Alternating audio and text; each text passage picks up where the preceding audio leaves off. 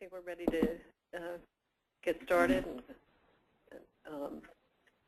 We would like to run around the table and let everybody on the phone know who's here in the room and find out who's on the phone with us today. So, Ann, you want to start?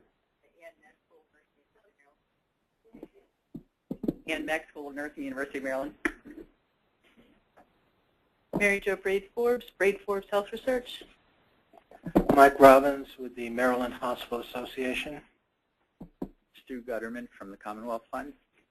Ellen Englert, HSCRC. Shuya Chilokolo, HSCRC. Jerry Smith, HSCRC. Donna Kinzer, HSCRC. Steve Ports, HSCRC. John Falkenmer, HSCRC consultant. Martin Brocato, Brocato and Associates. Michelle Mann, Frederick Regional Health System. David Relman, HSCRC. Paul Parker, MHCC.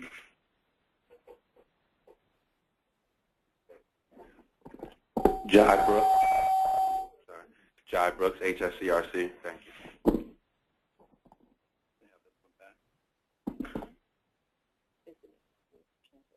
There you go. And who do we have on the phone?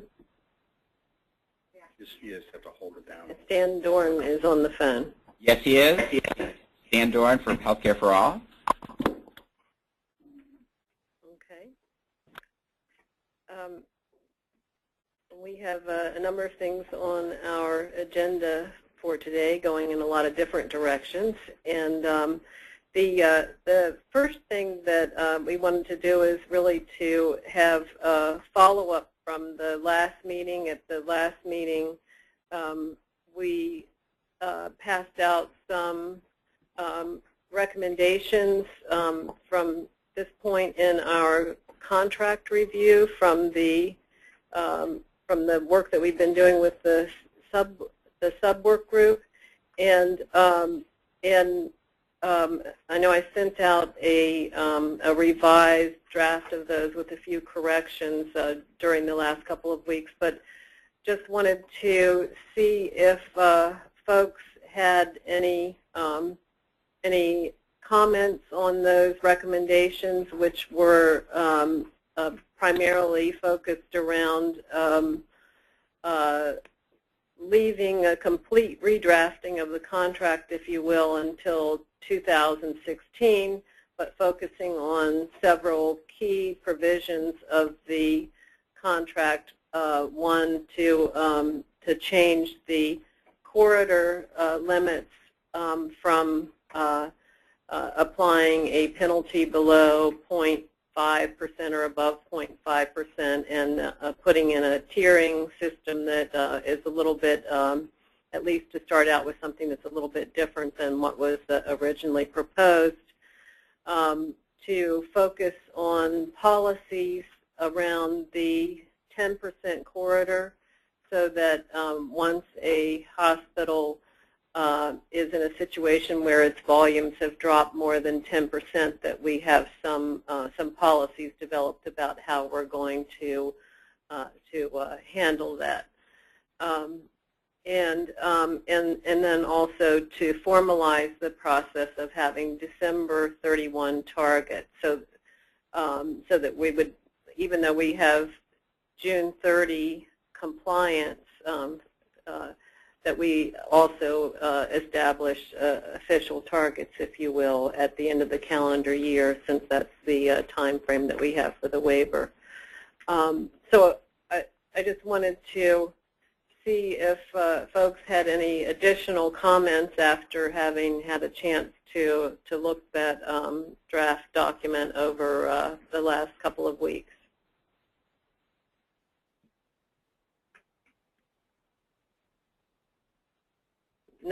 No new comments. So that's essentially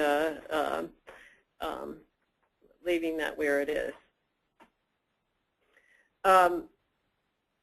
We wanted to move on to the first main topic for today's meeting, which is to begin to look at the concept of where we might go in the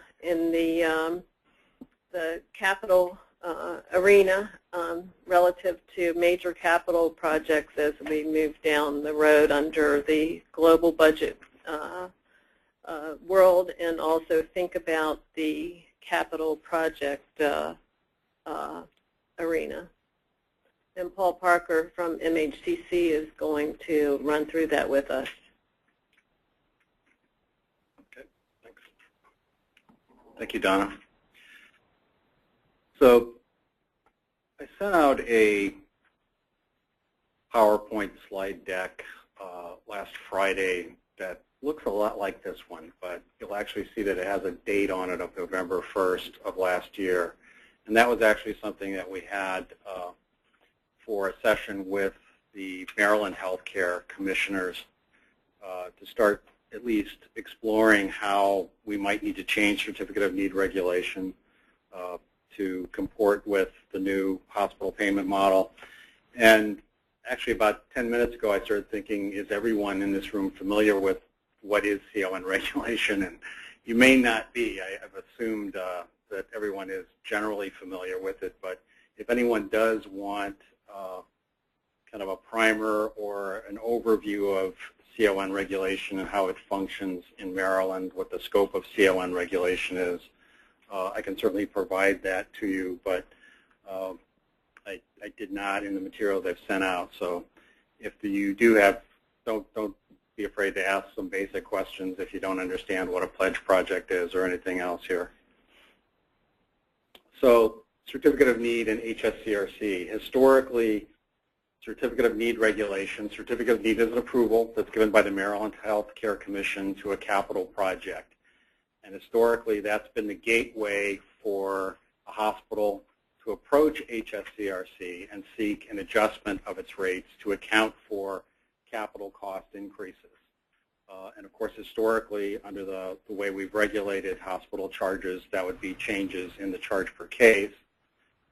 So if you got a CON that punched your ticket and you could come to HSC and consider a full rate review, from time to time there have been more limited types of reviews, partial rate reviews, focused very specifically on the impact of capital projects on hospital cost, again with the same purpose, to get an adjustment in your rates.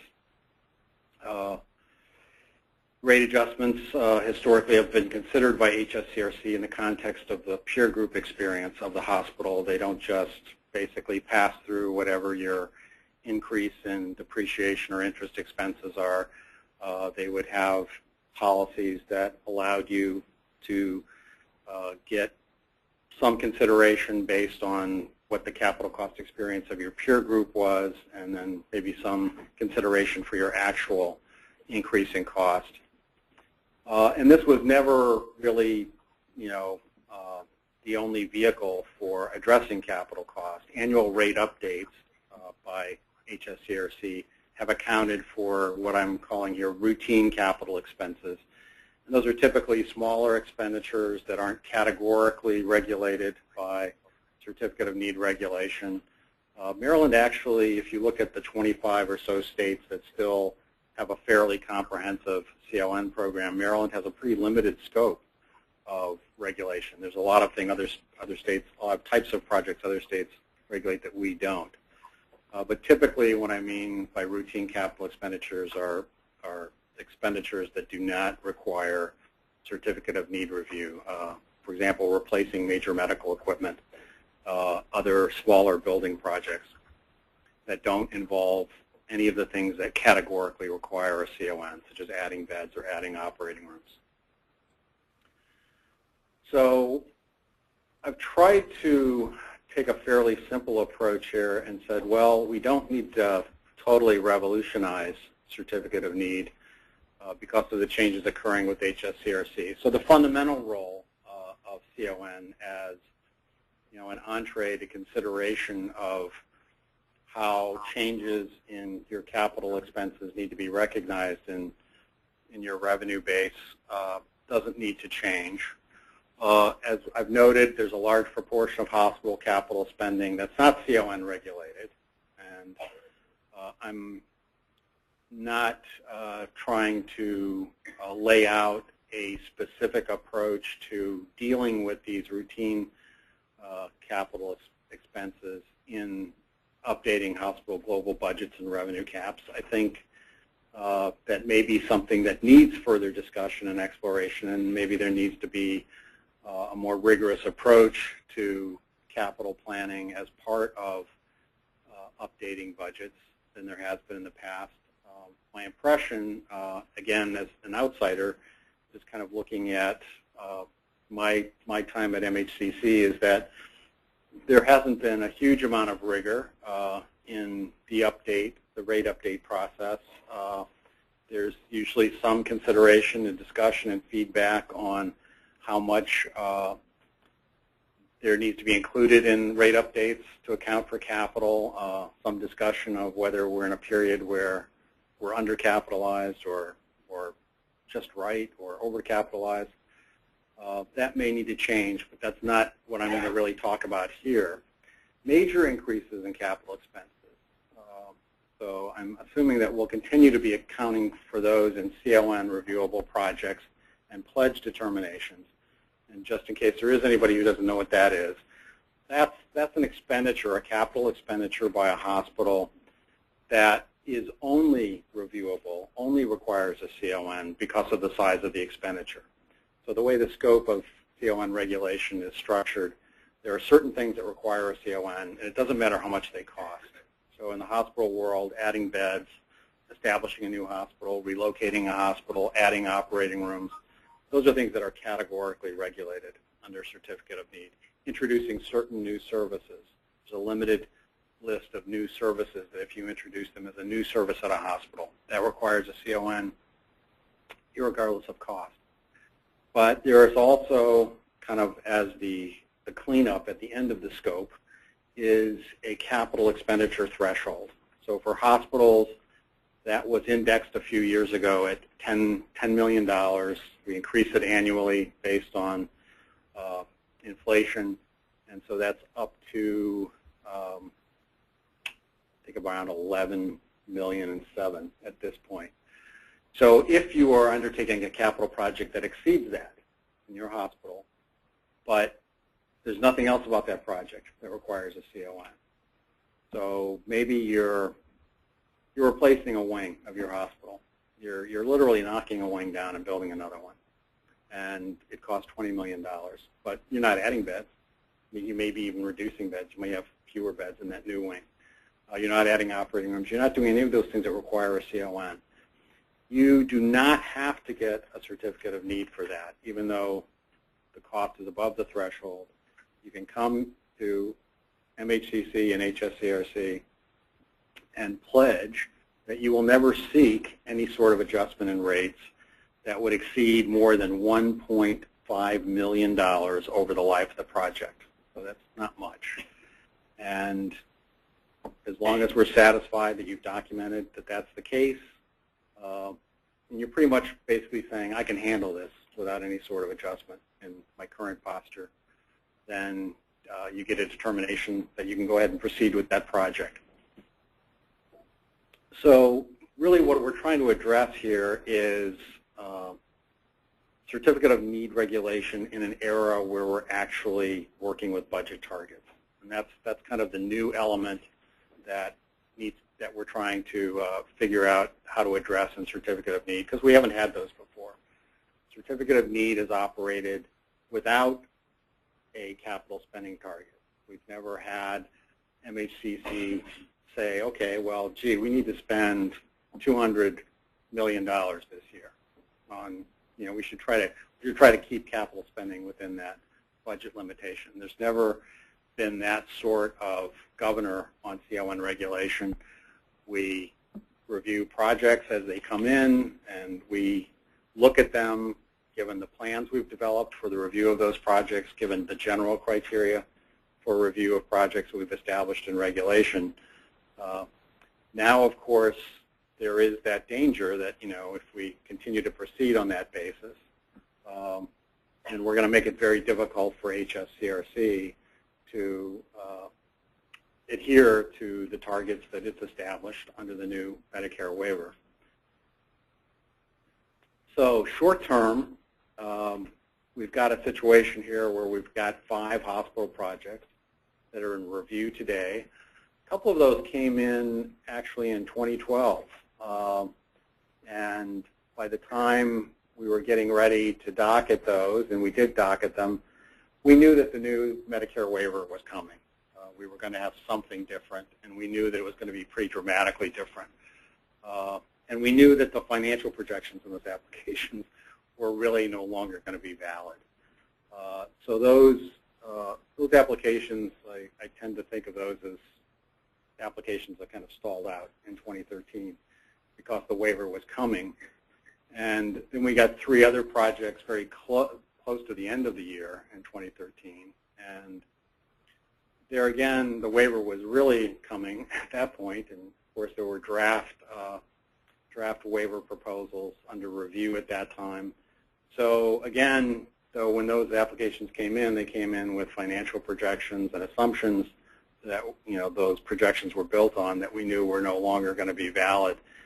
So essentially, we have had a slowing down of the processing of the 5 applications that are in process right now.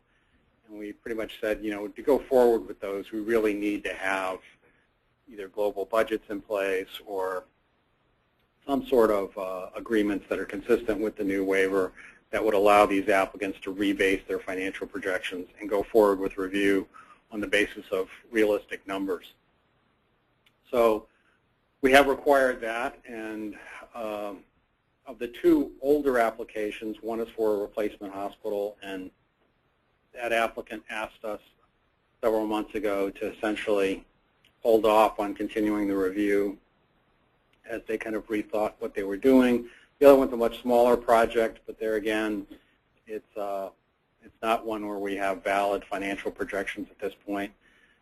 The latter 3 projects, which came in later in 2013, we're close to docketing those. Global budget agreements are in place for 2 of the 3, I think. We're in the process of revisiting the financial projections and changing those in light of those global budget agreements, and that will essentially be the final step for docketing those applications and going forward with reviews. And the final bullet point there is just to note that we do have a cluster of applications. We have 3 applications for Prince George's County hospitals. We have a 4th application, which has it's a Montgomery County hospital that has significant market share in Prince George's County. So we have actually started working on a service area, hospital service area level need and impact assessment that will really inform the decision making by the Maryland Healthcare Commission on those 4 projects. The bad news, in a way, is that these are pretty big projects. 3 of these 5 projects are replacement hospital projects. So the total estimated spending for these 5 projects is north of $1.5 billion. So short term, we're working closely with HSCRC to try to bring those projects into alignment with the new waiver and complete the review of those this year. Midterm, this is what I'm suggesting might make some sense in terms of reforming CON regulation in a way that's consistent with the new payment model. So moving away from a project-by-project form of review, what I'm suggesting is that we really need to take a longer-term perspective on what all the capital plans are for hospitals in Maryland. So I'm suggesting that we develop a 5-year forecast of hospital capital spending with specific identification of the major projects that are going to require CON approval. And of course, that will require submission of 5-year capital spending plans by hospitals. We will assess the impact of those 5-year capital spending plans on the waiver model, the first 5 years covered by the current waiver, in light of the spending targets in that waiver. And then create a new regulatory process with a planning and project prioritization phase, which I'm calling phase 1, that would be aimed at developing capital spending targets consistent with HSCRC objectives, and then use the priorities that come out from that plan. So I would see this as a plan that would, be approved by our commission. And what they would be approving as part of that phase 1 plan is really a schedule for the submission of CON applications based on, the priority of the needs that they're going to meet. And what we'd avoid here, and I think this is best illustrated by one of the handouts. You have a number of handouts that look at hospital capital spending that's been regulated by MHCC in the entire 21st century. It went all the way back to 1999. But there's one that's called Approved Hospital Capital Spending by Fiscal Year, and kind of looks like this, and it's got a shaded band across there. And this is just illustrating how, and this is, I think, quite natural when you think about capital cycles and you think about interest rates and the way HSCRC regulation has worked. We had over 70% of the total regulated hospital capital spending. And again, my note at the top there, this isn't adjusted for inflation. This is just the actual numbers over this year. So there would be changes if you converted this to constant dollars. But 70% of spending with that caveat occurred in just 3 years. It was authorized within a 3-year period, 2005 to 2007. So that kind of boom and bust cycle is, I think, the danger and the thing that makes it difficult to imagine that we wouldn't possibly get into trouble in an environment where we're trying to regulate hospital spending with budget limitations and budget targets. So we want to avoid, I think, that, if possible, in the future, and see if we can create a longer-term perspective in CON regulation that lets us outline a long-term schedule for projects, again, based on the priority of need that we assess for those projects to come in without the huge fluctuations in spending that we've seen in recent years. So we would start the process this year of updating our state health plan. These are the regulations. The state health plan is the body of regulation that outlines the review criteria and standards for specific types of projects. So specifically, we'd be updating our state health plan chapter for acute care hospitals to reflect CON regulation within a spending limits environment. In terms of the criteria that are used in Certificate of Need, need itself, the public's need for a project, a service area's need for a project. I would even expand that to institutional needs. The impact of the project and the cost effectiveness of the project in terms of meeting its objectives. Those are review criteria that I would see primarily being addressed in the Phase 1 review, quite naturally. The plan should assure a focus on performance criteria and reducing inappropriate levels of demand consistent with the new payment model. That's obviously a direct echoing of our November 1st slide deck. Viability, which is another required criteria for all project reviews, and some of the service-specific state health plan standards would be the focus of Phase 2, which would be actually reviewing projects based on the schedule for submission outlined in Phase 1. And that would proceed more or less as procedurally the way project reviews do now. It should be more streamlined than it is now because we've bifurcated the review process. And long term, we would have to continue to be engaged and further adapt CON regulation as necessary based on our experience with moving to a 2-phase process and also based on the planning undertaken by HSCRC for the next phase of regulating overall per capita spending for healthcare services. So I've just outlined a couple of questions here for discussion purposes. How does incorporating a 5-year hospital capital plan into the regulatory process, how does that affect the way hospitals compete?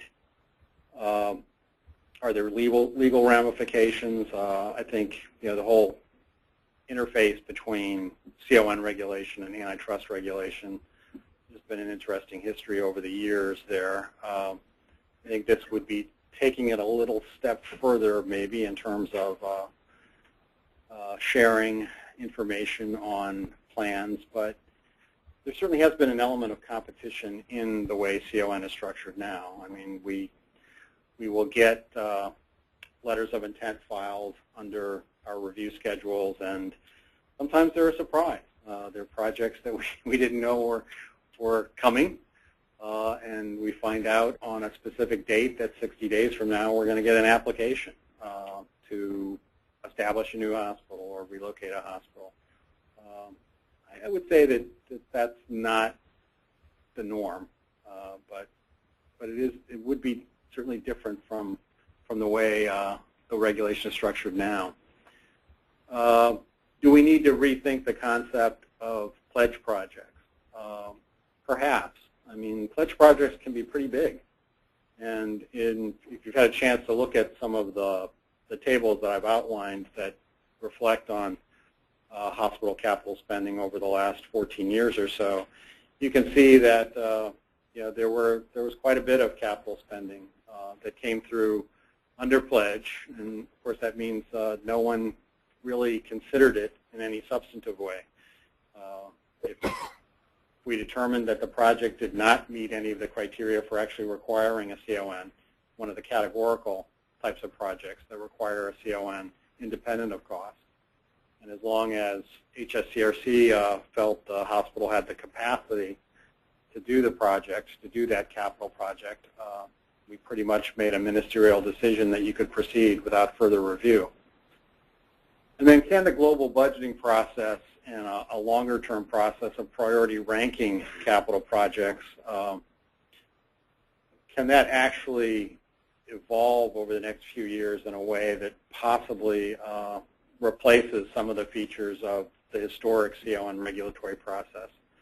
I think there are probably some hospitals out there that would like to think that could happen. I think there's definitely, we've had some commissioners in recent years who would like to think that could happen. So that's my slideshow.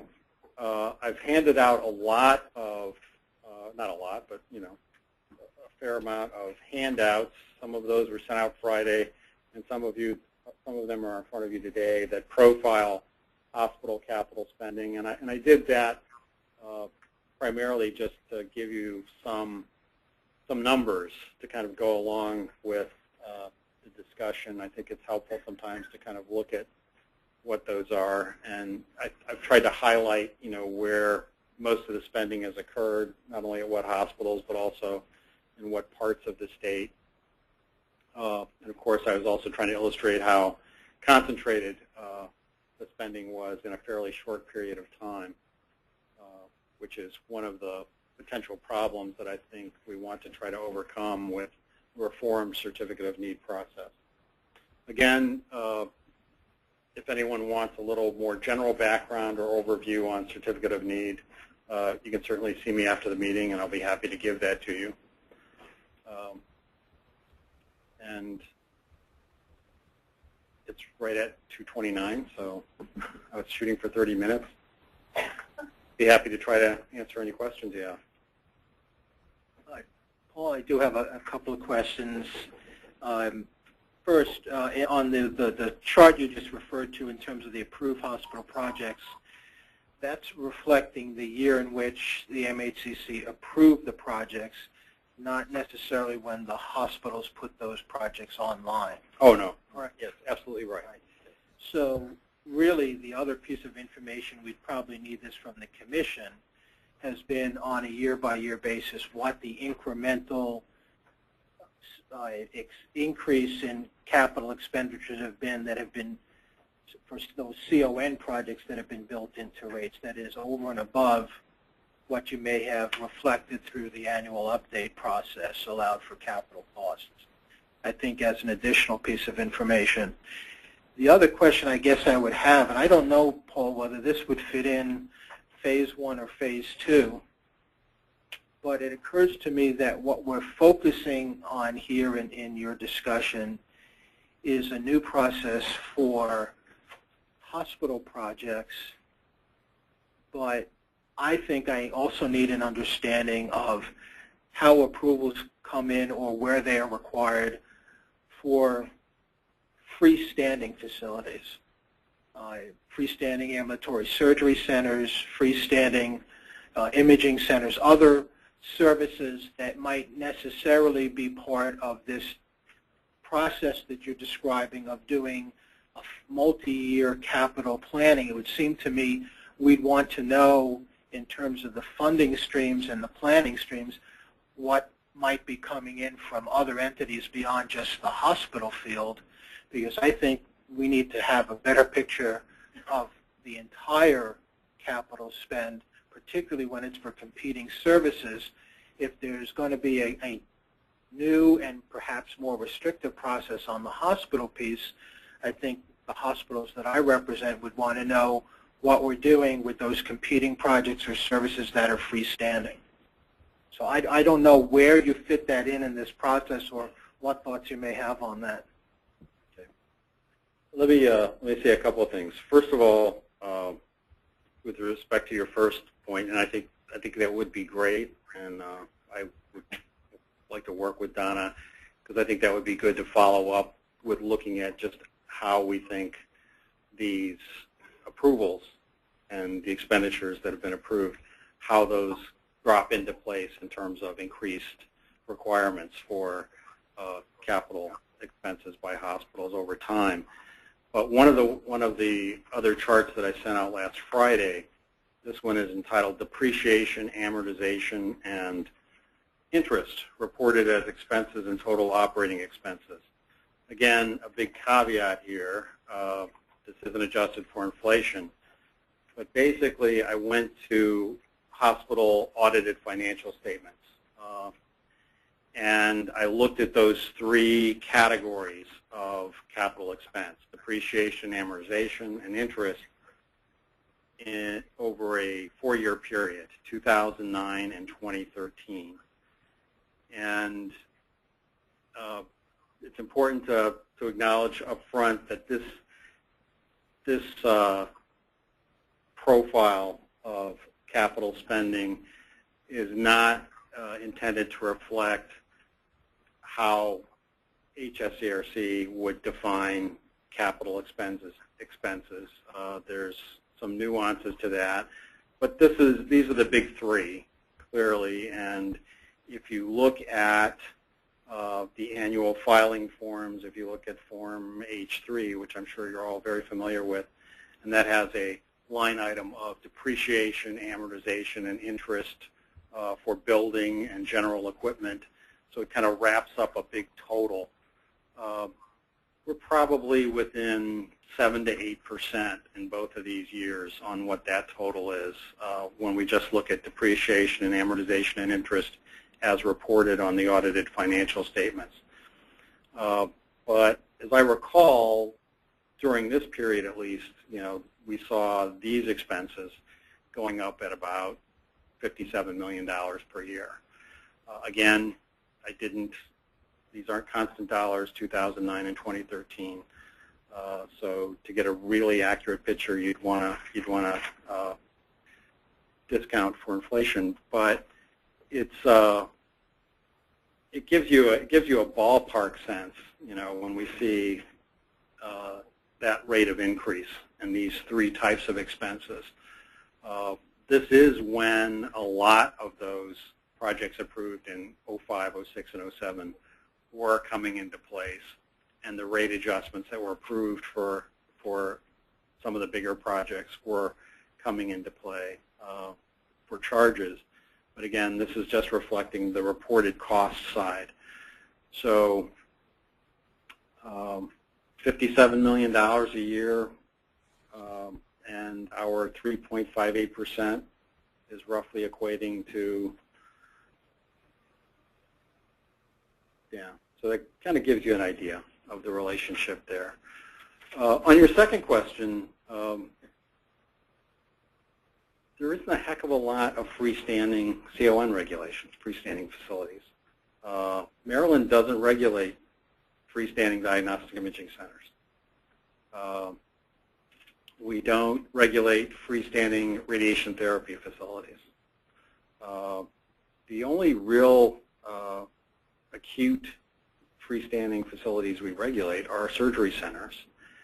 And the way we've chosen to regulate those in Maryland mean that we don't regulate very many of them. In Maryland, if you're a practitioner who can achieve some economic benefit by having an operating room or a procedure room, and you can typically achieve more benefit by having that certified by Medicare as an ambulatory surgery center, we gift you with one operating room and as many non-sterile procedure rooms as you want.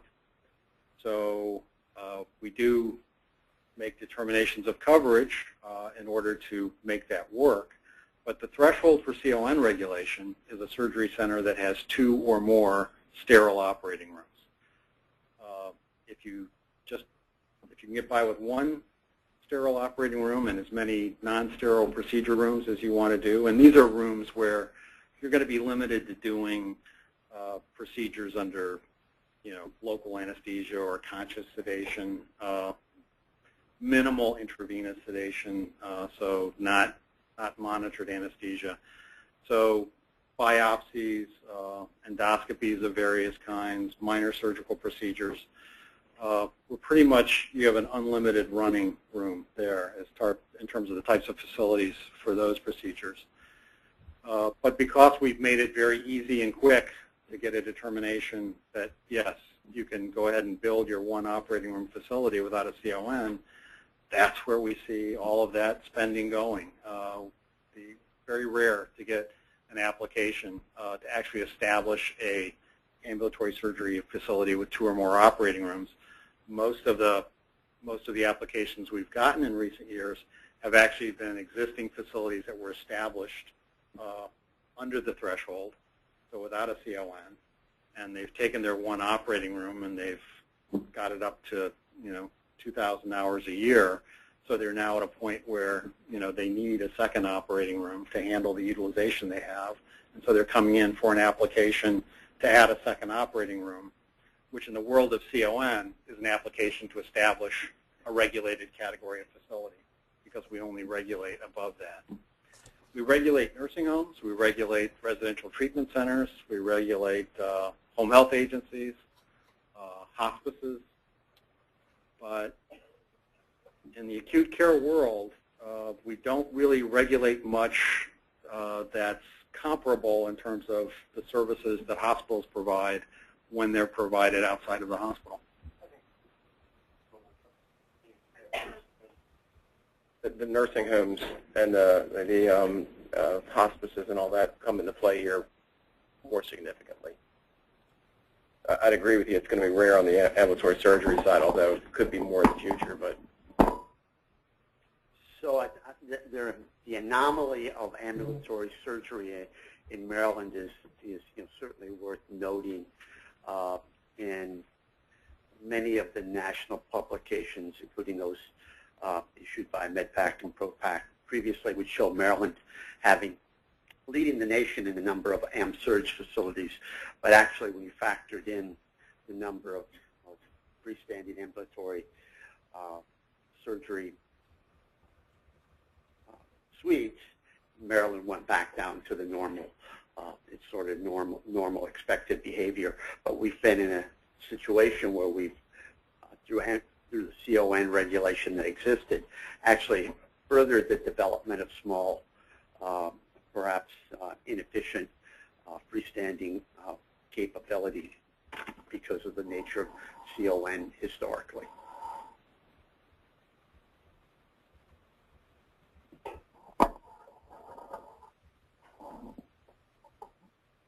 Okay, so at some point I'd like a more complete list of what's covered under CON and what's not, and get those questions answered. But it seems to me that CON, I mean, from a health policy perspective, which is, I don't understand Maryland specific, is the tension between central planning on what you need and individuals wanting to do, something to compete in the marketplace. And what we're talking about is perhaps shifting that balance to more central planning or not, right? How do we manage that? Is that balance between hospitals saying, hey, I want to do this capital expense, I want to build this, and people saying, no, you really don't need that, and the nature of that dialogue. And so it seems to me, I'm thrilled that you're doing a service area analysis on PG County where a lot of stuff is going on. But it seems that just to begin to have that conversation, you need a baseline of the ecosystem. What's the service needs in each of the areas, and all healthcare is local, so you have to define service areas, and to have a common understanding of where we are and maybe modeling, what if we do reduce inpatient utilization, what do we need? What do we expect?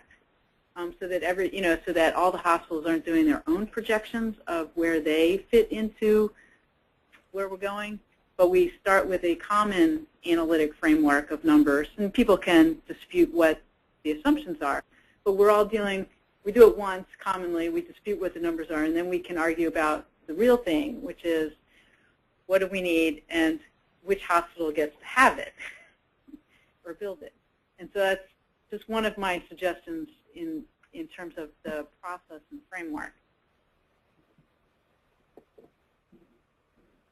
I have a question too.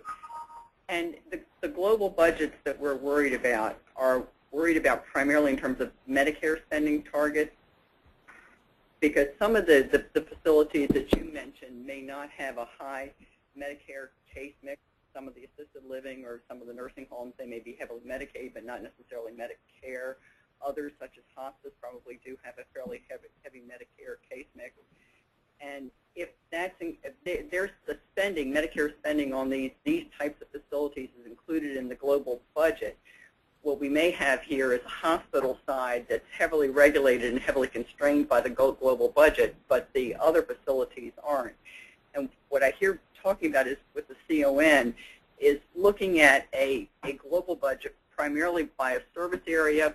And if you have a service area where you're budgeted on population, there's a lot of competing hospitals, are we going to create a situation where you try to be first in the gate to get your priority on the list so that you'll be able to come up to the head of the queue when you start to get approval for a CON based on spending? Or are you going to then try to figure out a way that you could make your expansion or change or remodeling or whatever part of a pledge projection so you can bypass the lit line in the sort of global budgeting where you come on the CON and bypass that entirely? I'm kind of looking at some of the unintended consequences that we may be foisting on some of the hospitals by adding one more layer besides need to approving the CON. Need and impact on rate, and impact therefore on the total global budget, because you may run into a situation where there's a tremendous need in the population for a new service or a remodeled service or whatever, but that particular CON may go to the back of the list because it had a high impact on charges and rates. Yeah, I think one thing that concerns me is the hospitals are going to be held significantly accountable for results in their service area. And if a hospital is willing to take a pledge and say, look, we're not looking for funding here, but we want to expand or do something, knowing that we're going to be held accountable for performance, it seems to me that having a centralized mechanism to approve that isn't consistent with the fact that the hospital will be locally accountable if the results aren't where they need to be. So it seems to me if you're willing to take the pledge, you shouldn't have to go through an additional level of approval. Now, if you want funding, then you obviously need some sort of approval process and a multi-year look at it. It's hard to argue that that's not a better way than doing it in a single year. But if you're willing to take the pledge and you're going to be held accountable for the results, I don't think you should have another process in front of that. I just was going to have that as sort of a question coming out of the when you were presenting on what was going to happen to the pledge and having it be reconsidered. I got the impression, but it might be wrong, that you were thinking of lowering the threshold levels. But my thought was sort of along the lines of David's thought, is as long as the hospital is accountable for it, maybe the pledge threshold should be even higher. Yeah, I'm not arguing for that, and I didn't mean to give that impression. Okay. I'm not saying I think that part of I just sort of I intuited that. So, but your thoughts. What are your thoughts about the pledge level at this point? Well, and even if you're not ready, I guess let me throw one more out then with hospitals that are in process of having taken the pledge a year or two ago that may still be in the middle of that pledge, and how you're going to factor that into your mid, 15, 16 kind of thinking. My view is that, if we can successfully implement the new payment model and give hospitals the ability to undertake capital projects, again, under the traditional definition of pledge, which is it's just the size of the expenditure itself that puts that project in the category of a reviewable project. I think we should certainly try to accommodate that under the new payment model. I was just kind of raising the issue of, does the new payment model, require us to possibly rethink how that pledge process works? Certainly in the last few months, we had a pledge determination request that we were looking at with HSCRC, and it gave us pause because we are under this new payment model. It's like a $50 million project, and certainly when we think over the last few years, a lot of these pledge projects, were coming in an environment where hospitals felt pretty confident that the kind of volume growth they were experiencing and the kind of updates that they were getting, were, made them very comfortable that this was a project that they could undertake without any sort of consideration beyond the routine updates that were occurring. But we don't have a routine update process like the one we had before. And I think we're certainly altering the ability of hospitals to profit from increases in volume in the way they used to. So I think it's those two things that just in the back of my mind say, well, are we sure that we've got a statute and regulations that govern the pledge process that still work under this new model? And I guess just looking at some of your data, just looking at the average age of plant for some of the hospitals, some are extremely low and some are extremely high. So it seems that there's some consideration should be taken into account as it relates to these projects of what just is an outdated hospital. Yeah, and I should say that statistic, which I decided to throw on to the last column of that table that looked at depreciation and amortization and interest, it may be a little misleading because it's a synthetic kind of I'm not holding you to it. metric. It's accumulated depreciation divided by current depreciation.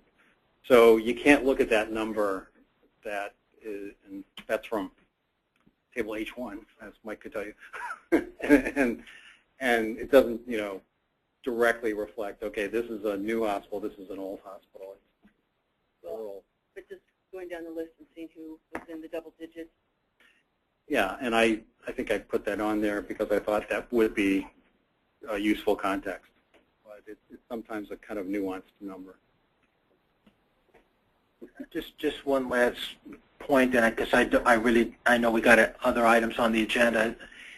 If I looked at this, the number you just gave me of $57 million a year in incremental increases in depreciation, interest, amortization, if I backed out of that, just for sake of argument, those projects that were pledge projects and capital increases that are never CON, just normal everyday capital that are covered through the, or designed to be covered through the update, something less than $57 million of incremental cost out of that $600 million, one would think, you could argue that, particularly given at least our experience of this first year, that could be accommodated in the current model.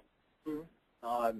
That, unless inflation all of a sudden were 4 or 5%, the 3.58% cap could accommodate all of those projects without having to redesign this entire program. So I think that's another way when we sit down and look at this, one could say, ultimately the question for the hospital field is certainly going to be, do we need all of those projects? Well, if the commission, if the MHCC determines there is need, the question then is, can the system afford that? I would say at first blush the answer is yes. I understand it's a trade-off. That means I'd have less for other infrastructure needs, but under the current model, one could say that is affordable. So I think that's just the other side of this as we look a little bit more long-term.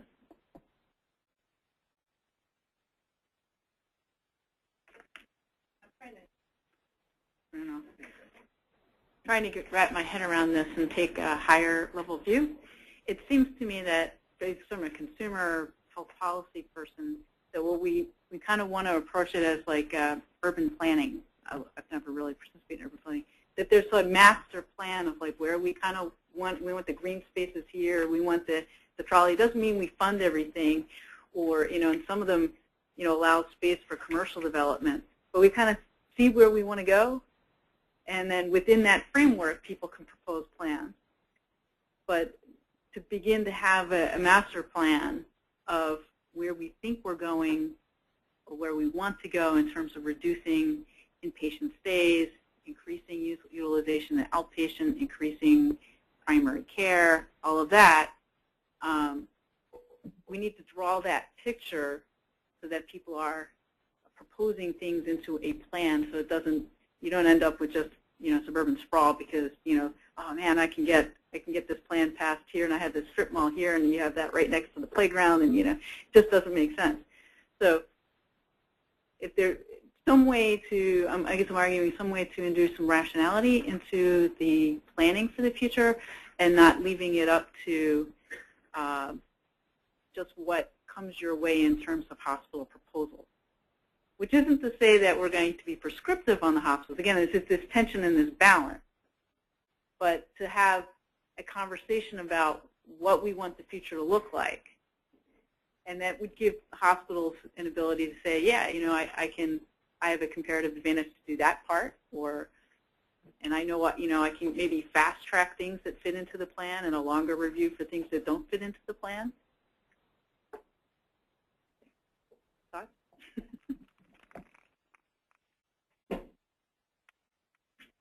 Well, I would certainly hope, and this is obviously, I think, a problem that if we did initiate something like this,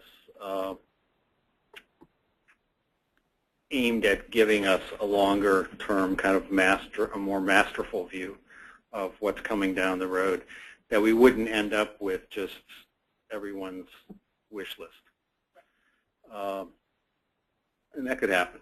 And it probably will happen if we do something like this, at least for some hospitals. But obviously that's why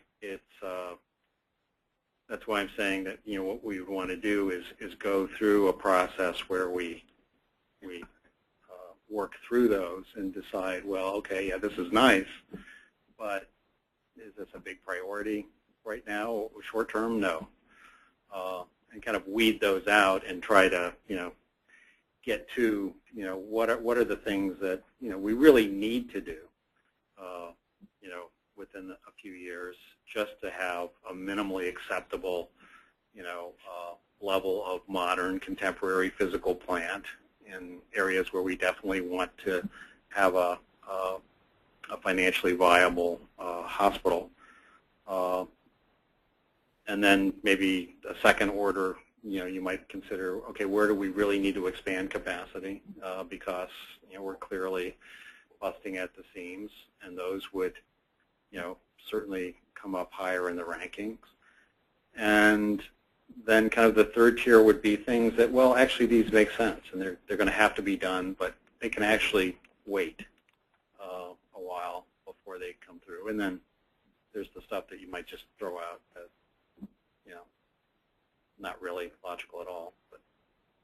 Yeah, I think there's I have no idea what your current process is, but it's reviewing project after dam project after dam project. So it's a one-off project. One dam project after another.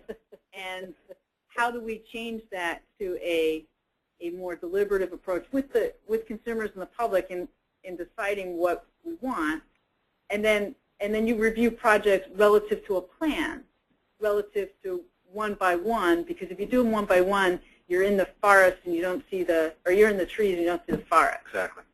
And it doesn't, correct me if I'm wrong, it could be wrong. Maybe I don't see where the analysis to decide what the plan should be or the process for coming up with the master plan is. I mean, if it exists, tell me.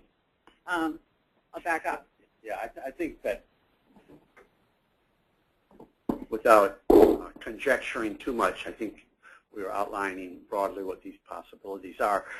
It does harken back to, for those people that were here before 2000, there was a regional planning process that did exist, which may align with some of your ideas. Which, you have to go even further back.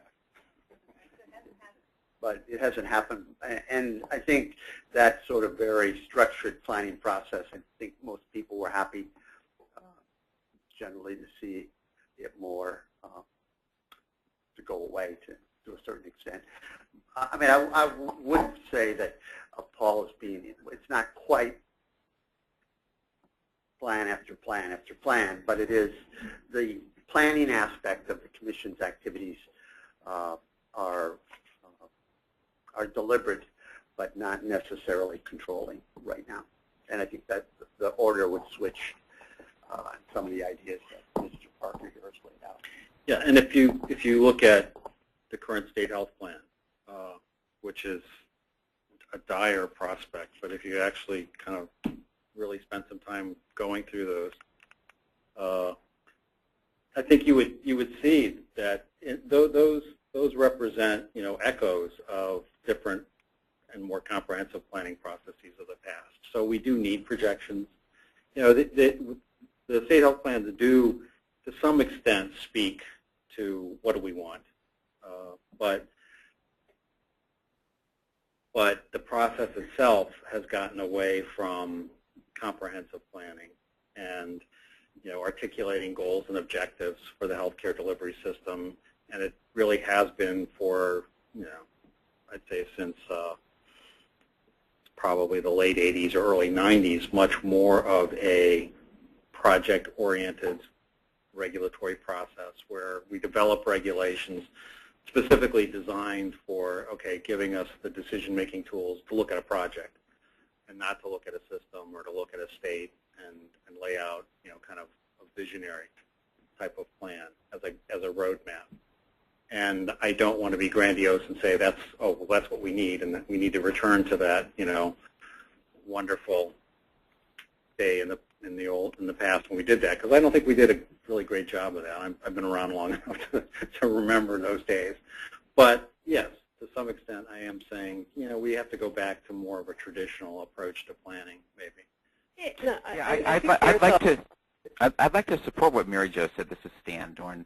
I think it's important to go beyond a project-specific analysis because we're in a new world where there's just a finite amount of money in statewide hospital budgets, and a dollar spent on one project means that that's a dollar not available for other things. and so that requires a level of discipline that wasn't necessary in the past. So I think Mary Jo's point is really well taken, and I think also having a process where other stakeholders can propose capital investments that might not have been proposed by a hospital, but that might be important to meet an unmet need, is another advantage of the kind of advanced planning, 5-year planning process that you all have brought to the fore. I think it's a really this notion of shifting out of a project-specific focus to more of a broad planning horizon focus, and being careful to make sure that the capital expenditures that we make are the right ones. Looking at the state as a whole, I think makes enormous sense. I'm very pleased with it. To be clear, I don't think that such a process would be some brain trust going out and figuring out the right thing and telling everybody top down what needs to be, but like a collaborative process, including hospitals and the public in some format. That would be, get true input from everyone. And I'd be really curious to know what it was about the old process where everybody was happy it went away.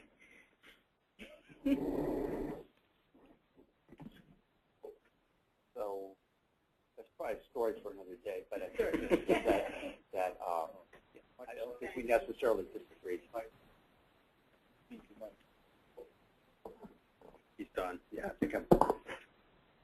I think too, there's a number of the projects that are really not pledged projects that are under review now, and so in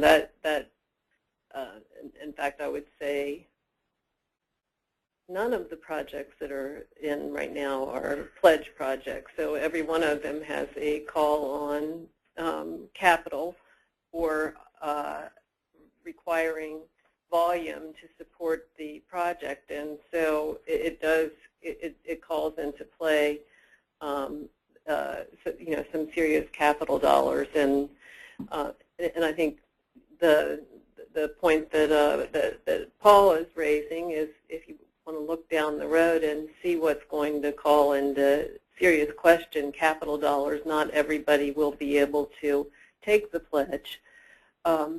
And actually, when I was in the files that I've been looking at so far, not too many hospitals took the pledge on very many projects, and so most of the CON, or a lot of the CON activity actually hasn't had a pledge. That doesn't mean that there was capital put into rates, but there wasn't a pledge, and a lot of the projects were driven off of volume increases, and now that approach won't work in terms of balancing the budget. So, I think it needs to be looked at, commented on, thought about, some more in terms of, what is it going to take, and what are the big things that are coming up, and how much are they going to cost in terms of capital and operating dollars to get them into play. And so, but you're almost going to have to return to some type of a planning, or in order to get the global budgeting and allocate the rate increases across a region, if my understanding is correct, in terms of how else would you fairly allocate who gets a CON and who doesn't with that. And I'm assuming that with people that enter the pipeline with the 5-year plan, they are committed, and once they get the CON, they will still have, what is it, a year to begin the project in order to not lose the CON? There is a timeline, I thought, where you can't just get a CON and hold it. Yeah, there's performance requirements. Performance requirements in that too. So that you have people, committed people entering the pipeline, but then how do you decide as to who goes when in a fair way to allocate these rate increases across the projects as they come in? Well, it may be worthy to do some planning just to figure out, before you think about what the interventions are, it might be worthy to do some planning just to get a picture of what the future looks like in terms of large capital expenditures, because if it's fairly limited, and then you don't want to have a big solution. So I think we probably need to figure out what the what the picture looks like in terms of dollars and replacements and that sort of thing before we engineer a solution. I agree with that. I think the idea of to understand what the magnitude of the potential expansions would be is better a place to start than worrying about allocations and those types of things, which are scary, certainly, to people who are considering new projects. And we'll come back to timelines at the end of the meeting. So were there any more questions or comments before we move on to our next topic? Well, with that, we'd like to invite Rob Cohen up, who has been leading the physician alignment and engagement work group to think about in gain sharing and shared savings approaches that we might engage in the near future. So, Rob, thank you, and Thank you. look forward to. Hi, good afternoon, everybody. Thanks for having me while you've been working on this work group. We've also been working on the physician alignment and engagement work group, and myself and some around this table, Donna and Steve, and some behind me have been working on that work group, so thanks for everybody's help. And we've also been trying to coordinate amongst the work groups. And also thanks to some others that are, Dr. Jenks, one of the commissioners, has been participating on the work group, so that's been an official member, but has been participating, so that's been very helpful. So thank you. The general concept, I think you all know, is that under the global budgets, the hospitals have an incentive to manage to the global budgets, but physicians are largely paid fee-for-service, and so there's a disconnect between the incentives for the hospitals and the incentives for the physicians. So that's sort of the general construct, the issue we've been trying to address. As a summary, we've come up with two categories of recommendations. As you can see, non-financial recommendations and financial recommendations. We'll get to those when we get to the next slide. Also, this comes right from the Advisory Council. We've thought about the HSCRC's role as a regulator, as a catalyst, and as an advocate. Obviously, the HSCRC regulates hospitals. Doesn't regulate physicians or other services, but can play a large role as a catalyst to encourage population health. In some cases, it's to advocate, such as with CMMI or CMS, to get changes in certain laws. In other areas, it's just to be a catalyst to stimulate discussion in the marketplace and work collaboratively with folks from MHA and MedChi and other non-physician providers, non-hospital providers. So those are the different roles that the HSCRC has thought about. One of the sort of a guiding thought that's come up, the third bullet, many times as we've been working through this, is sort of the balance between what can be done today and where we're trying to go in terms of population health. Again, this is something that was in one of the Advisory Council's recommendations, sort of having a focus on the first couple years and the requirements of the model in the first couple years. And so an example of this would be that you have PCMH programs going on in the marketplace. And you'll see our recommendations include pushing the adoption, the growth of them, the coordination among them, because they can be done outside of Medicare today. Also, there are some Medicare-type initiatives that can be done today. On the other hand, there are a number of population health-type initiatives that we envision, we would like to pursue. They can't be done today. Some can be done, like ACOs. On the other hand, there's many people in Medicare fee-for-service, and so we're trying to create mechanisms to address that. And on this slide, I think this is a helpful way to look at the continuum of options we've considered, just thinking generally case-based, episode-based, and population-based. And this fairly well aligns with a lot of what has gone on nationally. So you can think of DRGs as case-based. And when I think of, and then within case-based, the model that gets used for alignment is gain sharing. I'll point out that's sort of a CMS defined term. We sometimes use gain sharing in a kind of the general word, but this is a defined program. I think many of you are probably aware of that. It's really but it's a case-based strategy, and it's the mechanism used to align with physicians and share savings underneath DRGs to reduce cost per case. Then moving down the continuum, we've looked at episode-based models, such as in the rest of the country.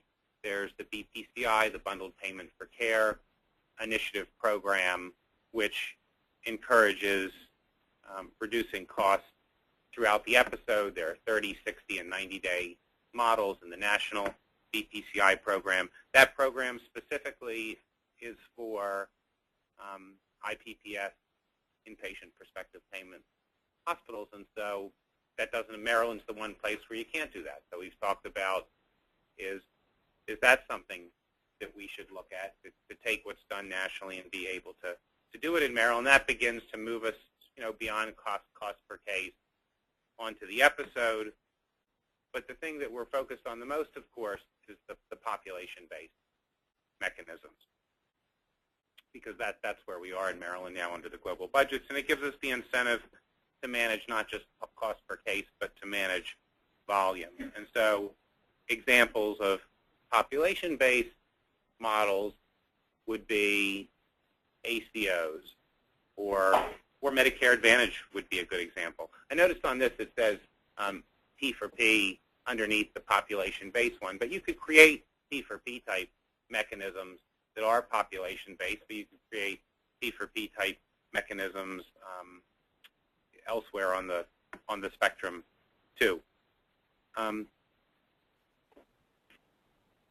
The rest of the slide, I don't think we need to go through each of these, but it gives examples of clinical categories that you could focus on using case-based, episode-based, and population-based mechanisms. I think that the main message is we want to move towards a population-based, move along the continuum and create population-based incentives, and we'll get to that on the next slide where we talk about the summary of options we're considering. As I said, there's been non-financial and financial recommendations.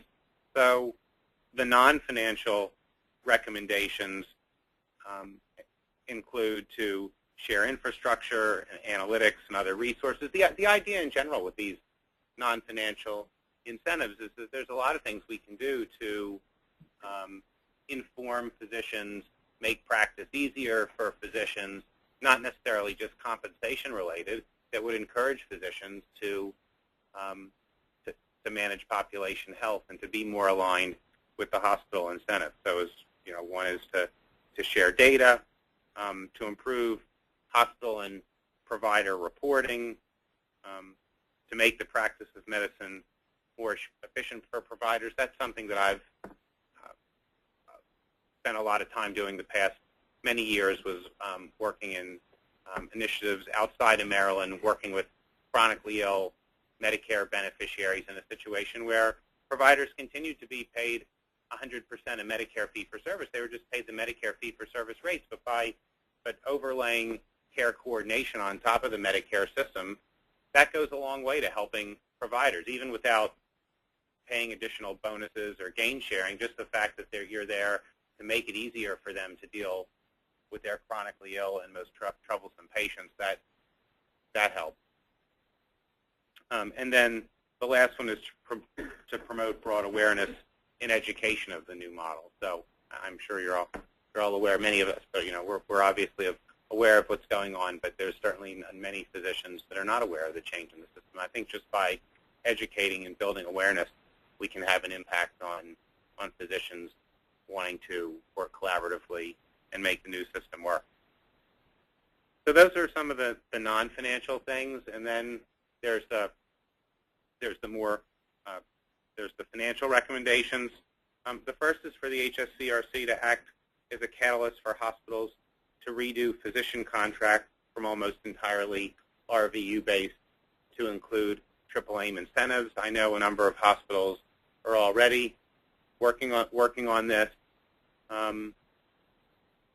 That's something that for the employed physicians is an avenue that hospitals could address today. Obviously, that doesn't help with the independent physicians, but at least for the employed physicians, that alone could go a long way to getting hospitals and physicians aligned. And as you know, there's been a substantial increase in the number of employed physicians, both primary care and specialty care. So that would certainly be, we think that's a real important avenue to look at.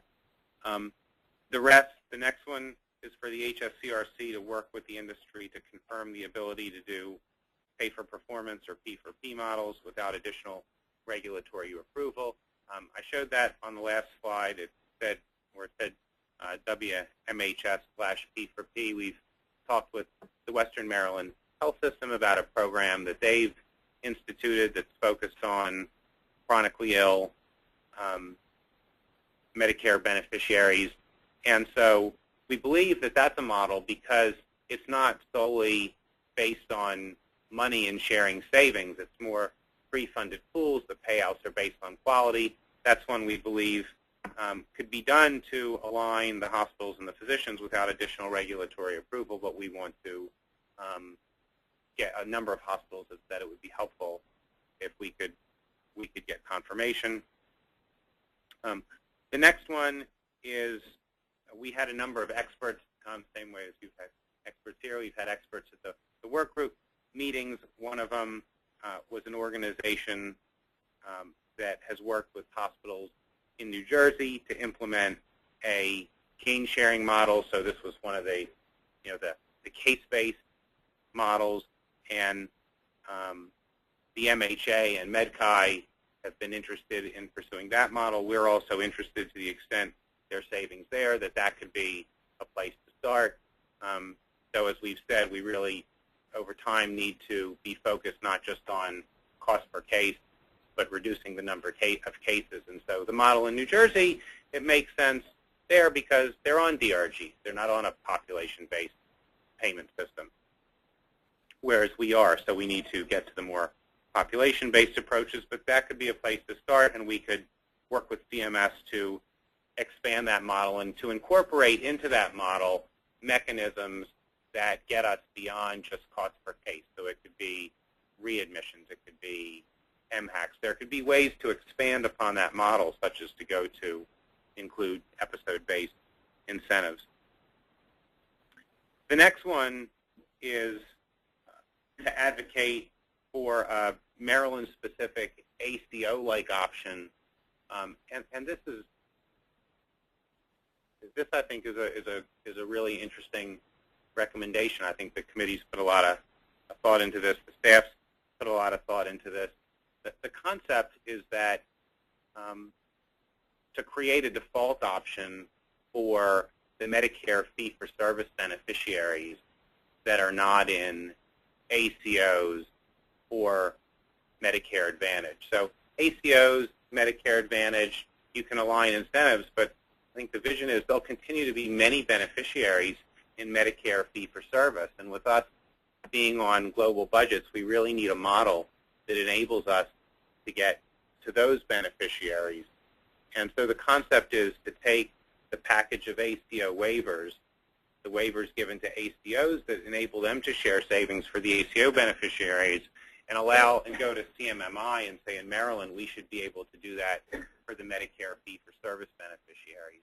And it makes a lot of sense if you've seen, for those of you that have taken the time to look at the package of waivers that are given to the ACOs, the regulations that lay forth those waivers very specifically highlight that when they gave them to the ACOs, they were going to look to give that same package of waivers to other CMMI demos that have the same incentives which ACO has. I'll refer to it as the triple aim incentive. And so the Maryland CMMI demo is an absolutely perfect example of that. So I think it makes a lot of sense to allow that to happen.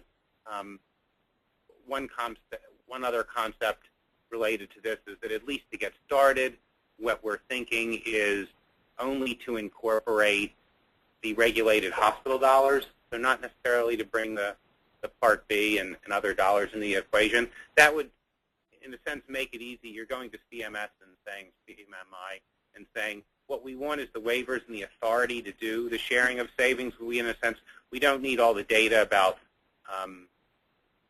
to create the benchmarks for the Part B data, and we're not asking you for savings, for money associated with all those other services. We're just looking for the flexibility to share underneath of the global budget, which is currently illegal. So that is that option. Would be happy to take questions on this. And then just the very last bullet says for the HSCRC to serve as a catalyst for encouraging and expanding the use of alignment models across all payers and consistency regarding incentives. I sort of tried to refer to that before. So example, there are already PCMH models that commercial payers have today, and as I said, we're pursuing things in Medicare. The idea is for physicians not to end up having lots of different models and lots of different incentives, but to encourage there to be consistency, and also to encourage, to the extent that there are PCMH or other models that are allowable and are working today, to encourage the expansion of those models so that folks have the alignment to manage population health.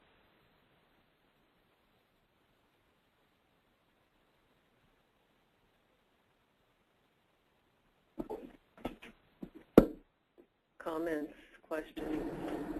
Rob, I have that's a very helpful background on what the committee's been doing, the subcommittee. I'm curious about the third bullet under the non-financial, the second bullet. Could you comment more on the improving the hospital and provider reporting? And I'm thinking particularly in terms of what employers could be and their beneficiaries would be able to see.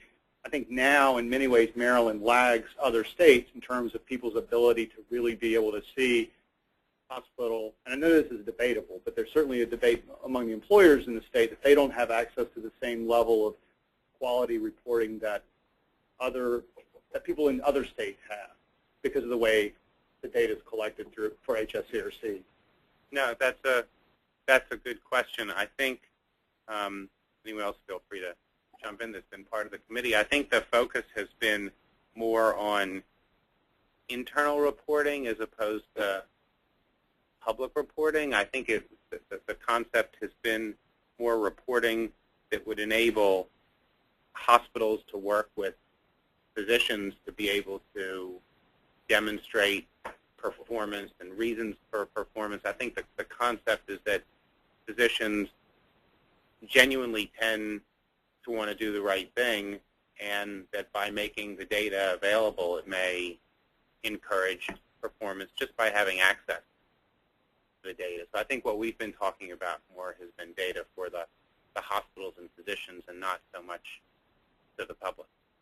So, and I guess to follow up with that, then I would just encourage all of us working on this, to the extent we can make that data available to consumers, that will be a very powerful incentive to improve quality and efficiency throughout the system. Thank you.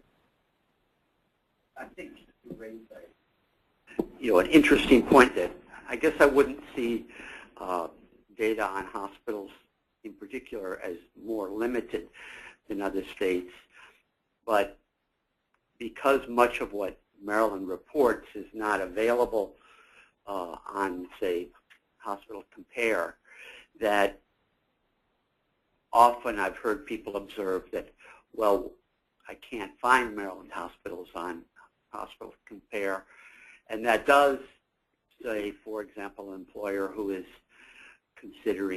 operates multi-state, the ability to compare Maryland hospitals with hospitals nationally is more difficult.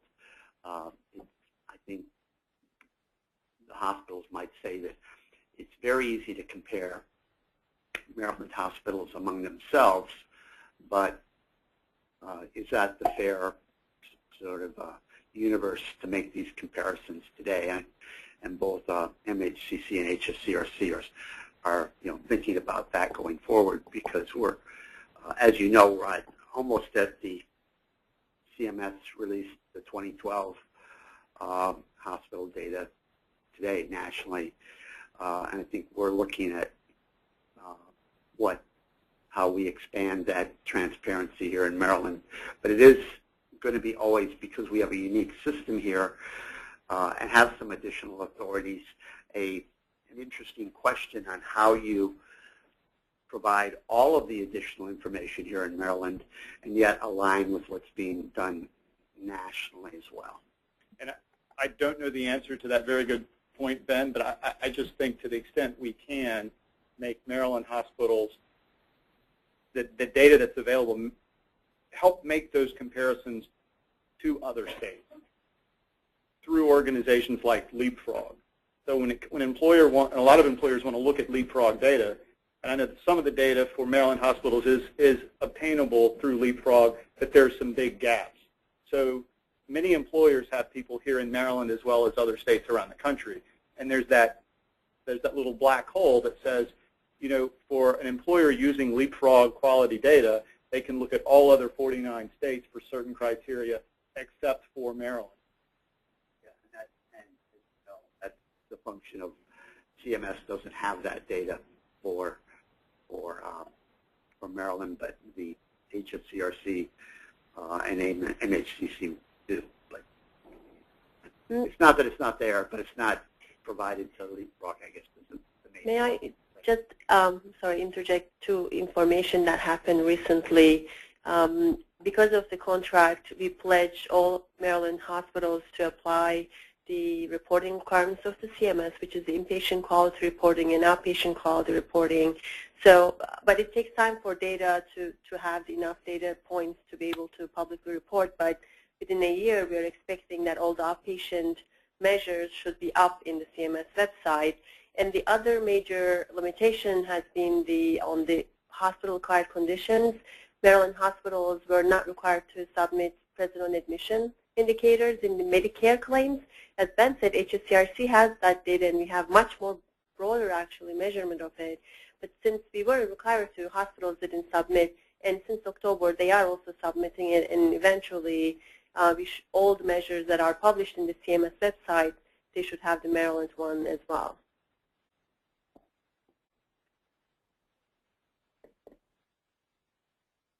Rob,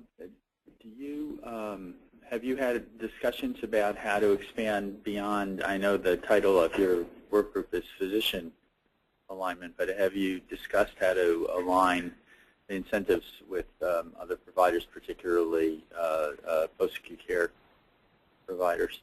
No, that's a good question. Thank you. I was actually making notes that while I was here today to report on what we've done so far, I did want to put it into context of the work group's charges overall. So we were charged with two things: developing the alignment models, and two, working on care coordination.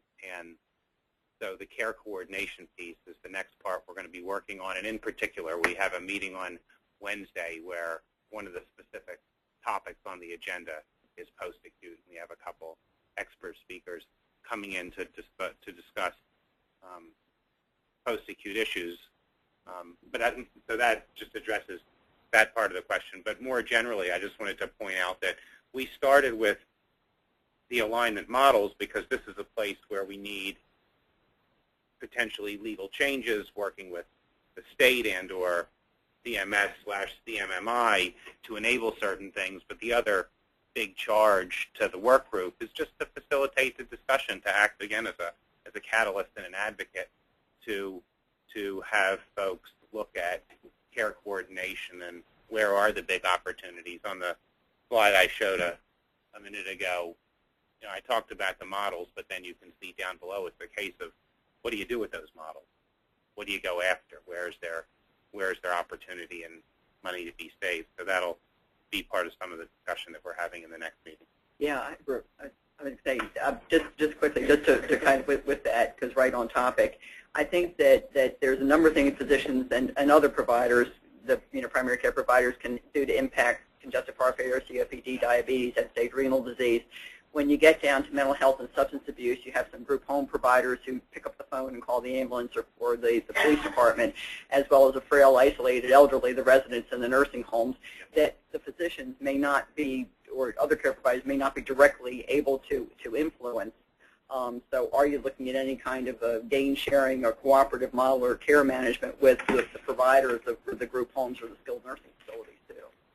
We're certainly considering those things. As I said, we're working with post-acute folks that are coming in this week. Folks on the committee have certainly brought up the interplay between somatic care and mental health care. I think there's a lot of different components to that, but that's certainly something we need to. And nursing home care. Yes, when I said the meetings we're going to have this week will include, I think, of nursing homes / skilled care facilities there.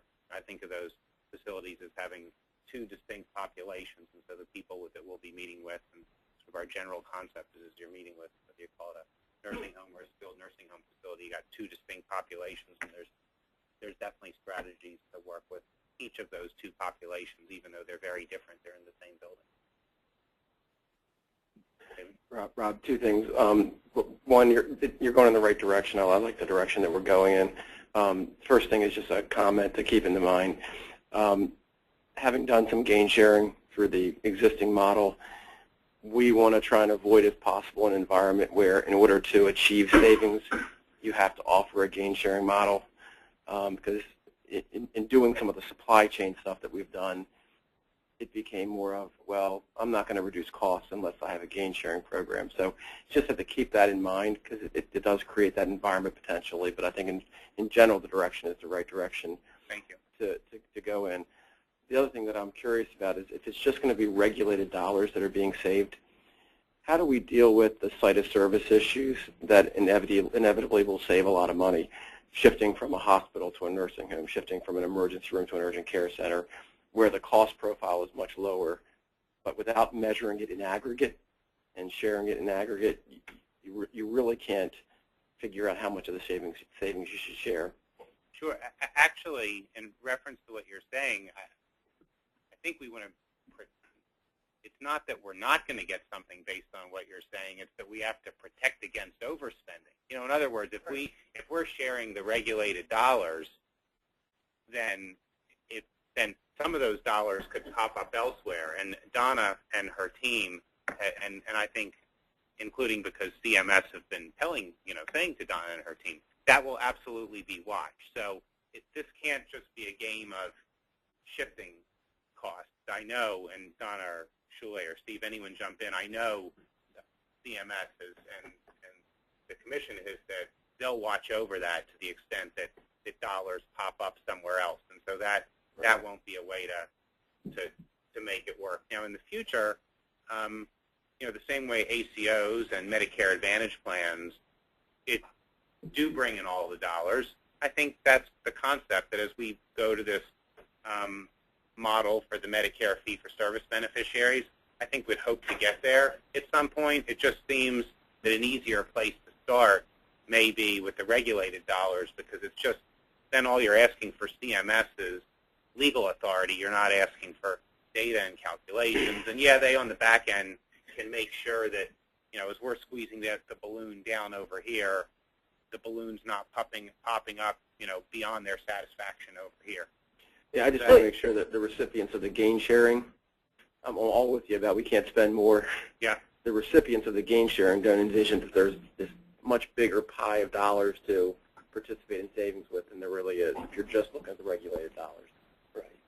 Well, I think, part of the question that needs to be driven forward in this conversation is how fast do you go down the road to include all of the dollars, and it might, you might be able to get permission to do a certain amount during the process of creating a structure that would allow you to take on the bigger picture. And you know, I think some of the conversation about how fast to move that bigger picture into the total cost of care, if you will,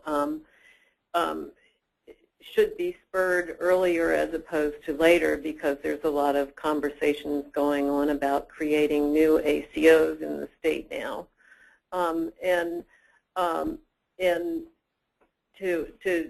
Even though this sort of an entity could coexist with ACOs, if you will, it could also reduce the need for creating some ACO organizations, particularly in areas where there's a lot of overlapping service areas. And I think, you know, some of the things that we've heard from some of the physicians are that, you know, it really won't be helpful to improve care delivery and care coordination. You know, we've all complained in the past from the hospital side if there are 40 payers with 40 different rule sets. Well, if we go behind the 40 payers, and it's not that many in Maryland, but say 10. If we go behind the 10 payer rule sets and create 25 or 30 hospital ACO rule sets that are each different from each other, it might actually reduce our ability to implement effective coordination. It might reduce our ability to create engagement and alignment with physicians. So there's at least a good conversation that, you know, we need to elevate right now, because people are thinking ACO about whether there's some higher level model with a common set of rules, even though you might have local execution and payments. Could we facilitate something at a higher level that would be bigger, that would spread infrastructure cost and not create 20 new ACOs all at a price tag of umpteen millions of creation without having the adequate care coordination infrastructure underneath, et cetera, and so forth? Could we actually move this process down the road a little bit more clearly to change the way that development takes place? And I don't know what you would think about that conversation, or if you want to think about it a little bit more, but do you have any thoughts about that? I like this model better than the ACO. I'm just throwing out some words of caution as far as don't create an environment where every time you want to do an initiative, someone came and holding their hand out saying, well, give me a portion of what's the benefit from it, because that can happen if you're not cautious about it. Right. And the other one is, how do you calculate savings?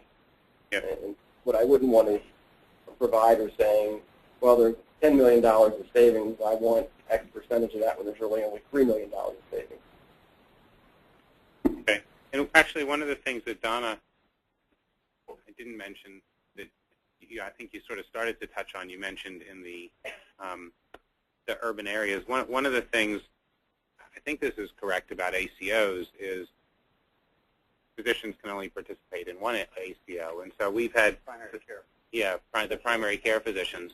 So we've had primary care physicians reach out to us that say we are in a large practice. They're split equally among 8 different hospitals, and so how do you do that? Whereas if we had this mechanism that we're describing, you know, they could work with the various different hospitals, and so in the urban areas that could be very helpful to aligning the incentive, you know, 8/8 of the time rather than 1/8 of the time. A couple of observations about these last couple of comments. One is what's appearing to me is that we need to pay attention to aligning the alignments, because you could end up with aligned incentives that are fragmented as well, because they're aligned under different organizations. So we need to pay attention to that, absolutely. The other is that another argument for a broader perspective, even if we're just starting narrower in terms of what funds we're distributing, is that as you pointed out, CMS is going to be watching for increased spending elsewhere, even if they're saving. But one problem that always is dealt with in these situations is that it's easier to measure increased spending somewhere than it is to measure savings somewhere else. And so we need to keep a broad perspective so that we can really account for the fact that, yes, we may be spending a little bit more here, but we're saving a lot here, and they're related, because that's going to be harder to argue because it's harder to measure. Just a couple of quick comments and maybe a little bit of stating the obvious. First, I appreciate when we talk about shared infrastructure, analytics, other resources, also the third bullet, making the practice of medicine more efficient for providers, that we keep in mind that it's not just the discussions and engagement between hospitals and other providers, physicians and other providers in the community, but that the payers also have an important role to play there as well, both in terms of how they share their data, make that available, participate through either their benefit structures or other review processes, making the practice of medicine more efficient. So I think it's important to note, as you consider your final report and recommendations, how payers need to be an important part of that conversation as well. Also, while you've labeled them as non-financial, these first four bullets, I think we also need to keep in mind that those programs, those requirements don't come without a cost. So while it may not involve sharing of savings or gain sharing between providers, there is clearly an investment that hospitals and physicians, other providers will need to be making in these kinds of activities. It comes with a price tag, and I know that that's probably the most difficult thing for us to get our hands around as we talk about this new model. There are funds that the Commission is putting into the global budgets for this kind of infrastructure investment, and we're struggling to get a handle on, have we put in too much, too little, how much is enough? And when we start to add up all these kinds of initiatives, from gain sharing to making the practice of medicine more efficient, these things will add up. They will cost dollars, and they won't just be able to be funded out of the savings that hospitals will generate by reducing unnecessary utilization. There will be some additional seed funding that is needed to make these programs successful. And I just wish I knew what that number was, but that's part of our conversation right now with the Commission on the update for the next year, is just how much, for a lot of these kinds of programs, just how much infrastructure investment is going to be needed for us to be successful long term with this new model. Thanks, Mike. Thank you, Mike. Rob, hi. I have a couple questions. The state is building a whole new system, and part of what I'm learning sitting here on this committee is just how challenged the hospitals, the payers, all the providers are, and how much radical change the hospitals are experiencing now. And to the point Mike just said, as we build this system, we have to be cognizant. We're going into a lot of uncharted territory, and a lot of the terms in the document here, they're global terms, and I'd just like you to maybe explain a couple of them to me. Like in here in the summary, you say you want to remove necessary barriers. If you could tell us what those necessary barriers are. That's on the first page there. And then, because I don't want to lose you, in your summary of recommendations, your first point is that HSCRC serve as a catalyst for hospitals to redo physician contracts from almost all RVU-based to include AAA incentives. And if you could explain that, and also you said that where you're going includes some legal changes. It would be good to have an idea of the parameters of those legal changes. Are you looking at legal changes, for instance, the physicians community inability to share data right now? And they're trying to look at developing new models, but they're constrained there. Is that something you're thinking about?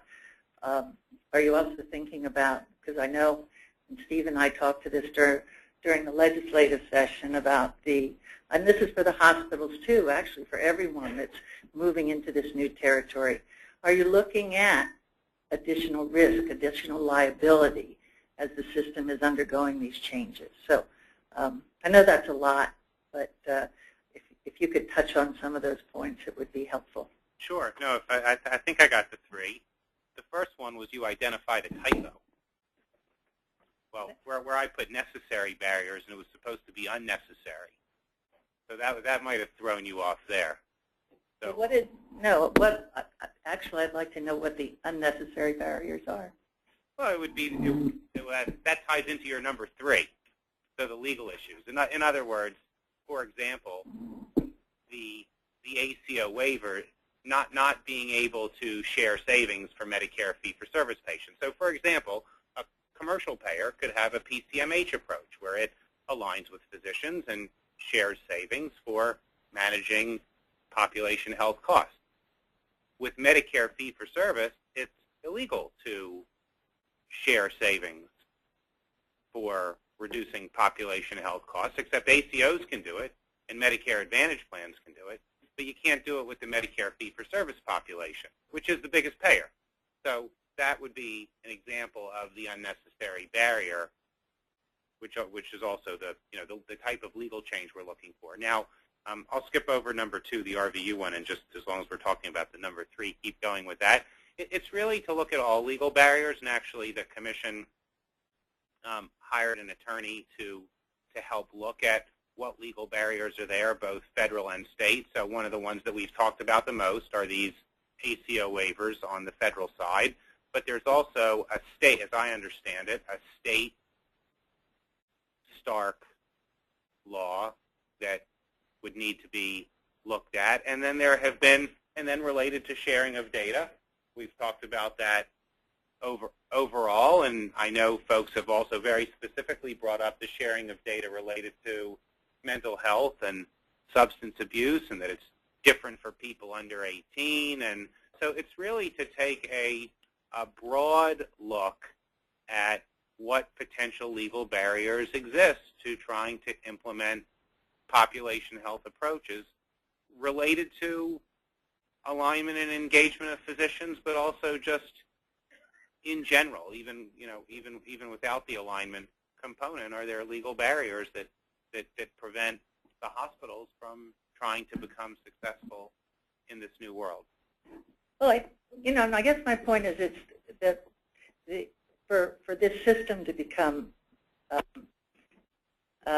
successful in this new world, and there are issues now when we're talking about building a new system, and I even know the physicians that I work with say, well, we can't get together with this other group and talk about this. We're not allowed to share our financial information.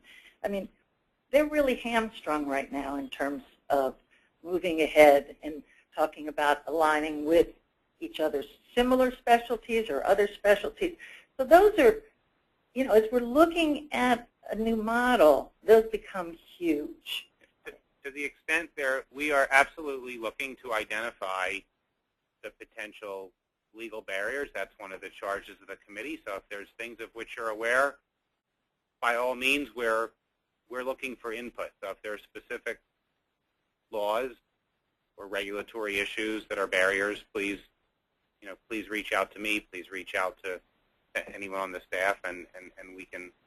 That's what we're looking for. And I guess the other point, and I'm sure this comes up in your committee, and I might just try and sit in on some of those meetings to learn more. But I guess in this new system, and I'm learning so much, it's that we hope that we can look at physician-led initiatives, that we work collaboratively with the hospitals and with the payers and with the consumers on. So just as we're following the patient and following the dollar, that I'm sure you all are looking at that. And you also talked about the fact, and I guess in terms of, you know, fee-for-service medicine that's always held up as the villain, but, you know, that there's lots good that's done under fee-for-service. There are a lot of physicians I work with, specialties, that are not volume-driven. And I think I was taking from your conversation that New Jersey system is still built on a fee-for-service model for physicians. And I'm wondering, the models you mentioned, I don't know if it was a Western Maryland, yeah, that New Jersey model and the Western Maryland model, are they still built on a fee-for-service system with the physicians?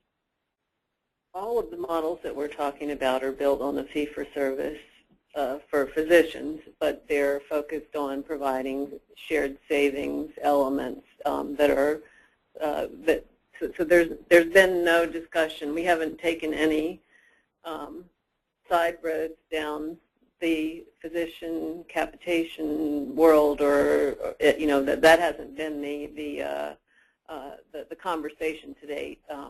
That the focus has been on providing ways to create some alignment and some engagement in the process, rather than completely renovating the physician payment model. So that has not been the conversation. But relative to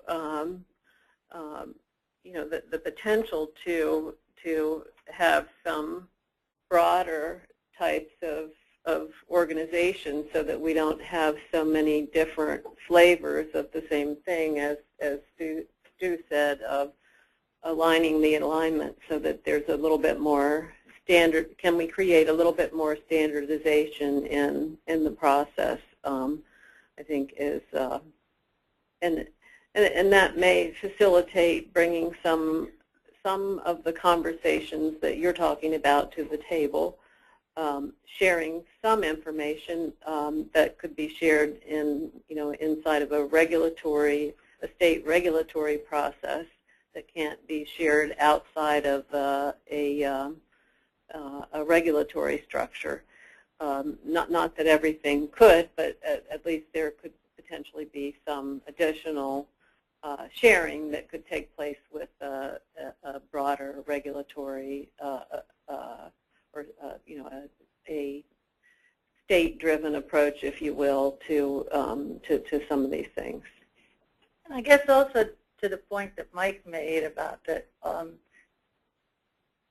savings that the hospitals may achieve here are probably not going to be enough for the work that's going to have to go in for physicians to realign and create new models. So that just putting out there on the table, the state may need to look at other ways to find some additional seed money, because it's, you know, the physicians don't have even the capital that the hospitals and the large payers have. So that's just another consideration as we move ahead. Well, they certainly don't have it accumulated in the same way. So, you know, the physician enterprise is, if the hospital enterprise is $15 billion, the physician enterprise would be about $10 billion. So it would be very difficult to think that the hospitals could generate enough gain sharing to, you know, really, as a whole, make a huge dent, if you will, in the physician enterprise. Certainly in certain specialties where that there may be an opportunity to make a significant contribution, but on an overall basis, you're certainly right that other sources need to be looked at, and that's really one of the reasons why one might want to move down into outside of just the hospital walls as quickly as possible to the larger set of dollars, if you will, to look for the opportunities.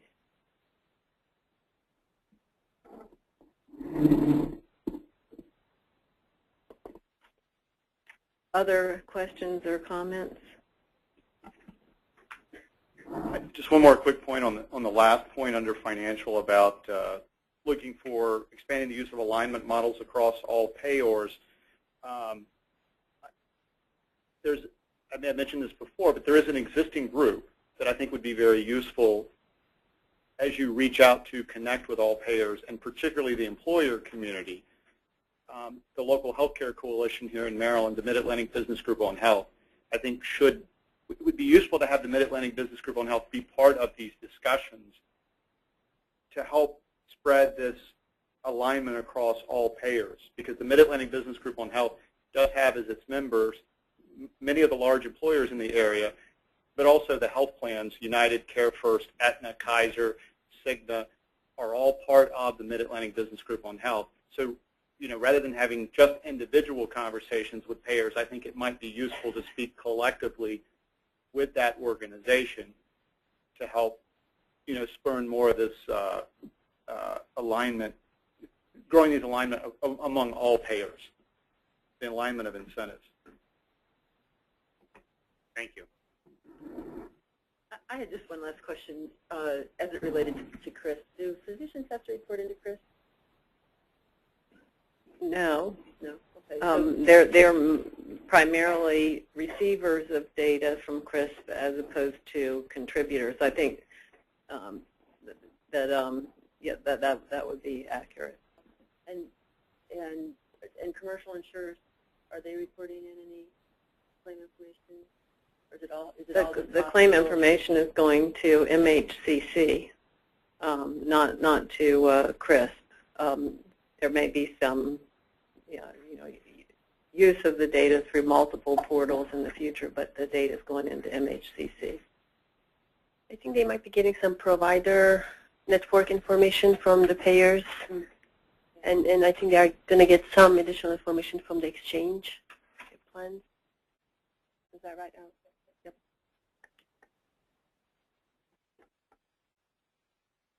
Thank you. Thanks. Thank you, Rob.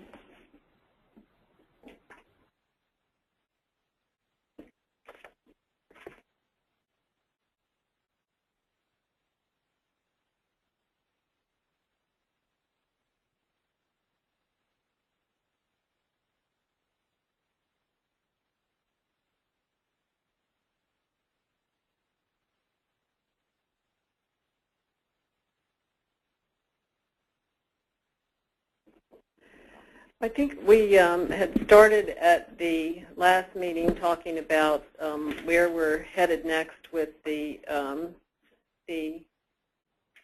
payment models work group, and we wanted to walk through that and get input and look at some potential timelines for that.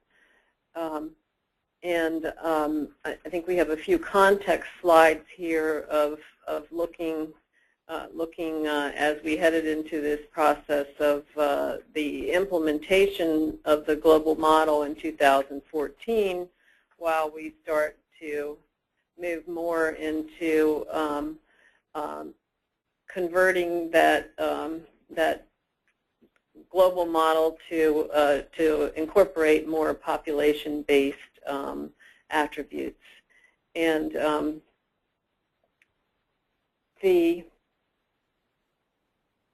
walking through the history of how we've gotten here,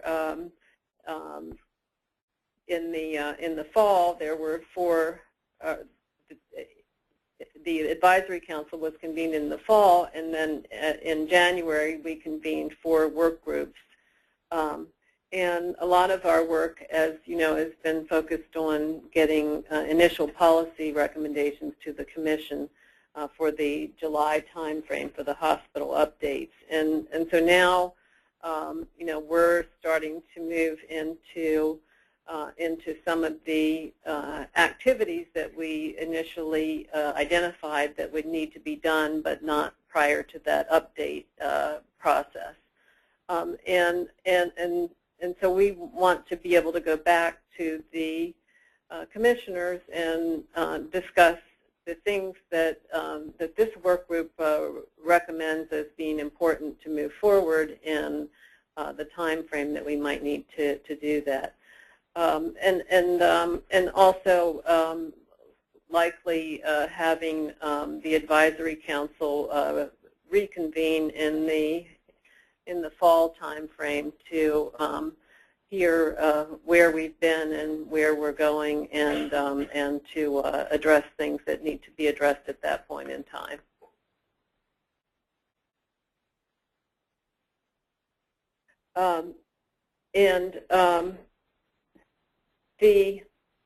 We've had 85 work group appointees as well as subgroup appointees working through these 4 work groups with a broad spectrum of payers, providers, hospitals, etc. And reviewing where we've been and where we've been heading. The purpose of our work groups has been to encourage broad input from stakeholders and to provide that input to the Commission and to the HSCRC staff, and to focus on gaining consensus where possible.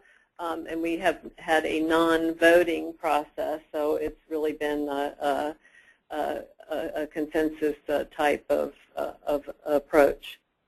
And as you know, we've had very aggressive timelines and work plans to meet deliverable schedules. In order to be able to do this, we've used subgroups to help us develop some of the issues more thoroughly before taking them on in the larger group here, and we think that's been effective to help us move more information down the road. But that being said, as we get ready to move into the summertime and some of the next phase of work that we're undertaking, we think that we'll need to move to less frequent meetings. We have a lot of analytical work that needs to be done to support some of the things that we're diving into, which is really, as I said, to step into making our global budget models now work into relating to the consumer and to the population-based objectives that we have. So that is going to require a lot more analytics than some of the, even though this was a very analytic-driven process, the next phase will be even more analytic-driven. I think we're still very focused on using subgroups in that process, maybe more in reviewing the analytics and not necessarily in the policy aspects, because one of the things that we start thinking about when we say market share is then if you say who wants to be on the subgroup, everybody wants to be on the subgroup because there's too much policy at stake. So we realize that we need to really dial down the amount of policy that is being worked on in the subgroups and make it more of a technical approach going on at that level. As we move through this process, we may have to invent and reinvent those subgroups a little bit and the process a little bit. And also in some of the work groups to really have the stakeholders take some more of the lead. For example, the MHA took some of the initial lead in the quality redesign, and so there may be appropriate areas in some of these topics for some of the stakeholders to take the lead. Just that being said, in terms of kind of where we think we're headed, we have actually covered quite a bit of territory in terms of products from the work group in terms of UCC policy, update factor, shared savings recommendations, and balanced update report that have all been making their way through the Commission over the last couple of months. But in terms of the main focus of discussion, we just wanted to lay out what we are thinking in terms of tasks that might occur sooner and those that might take some more or some longer-term timelines. And in our immediate future, we're looking at tackling the issues of transfers and market share and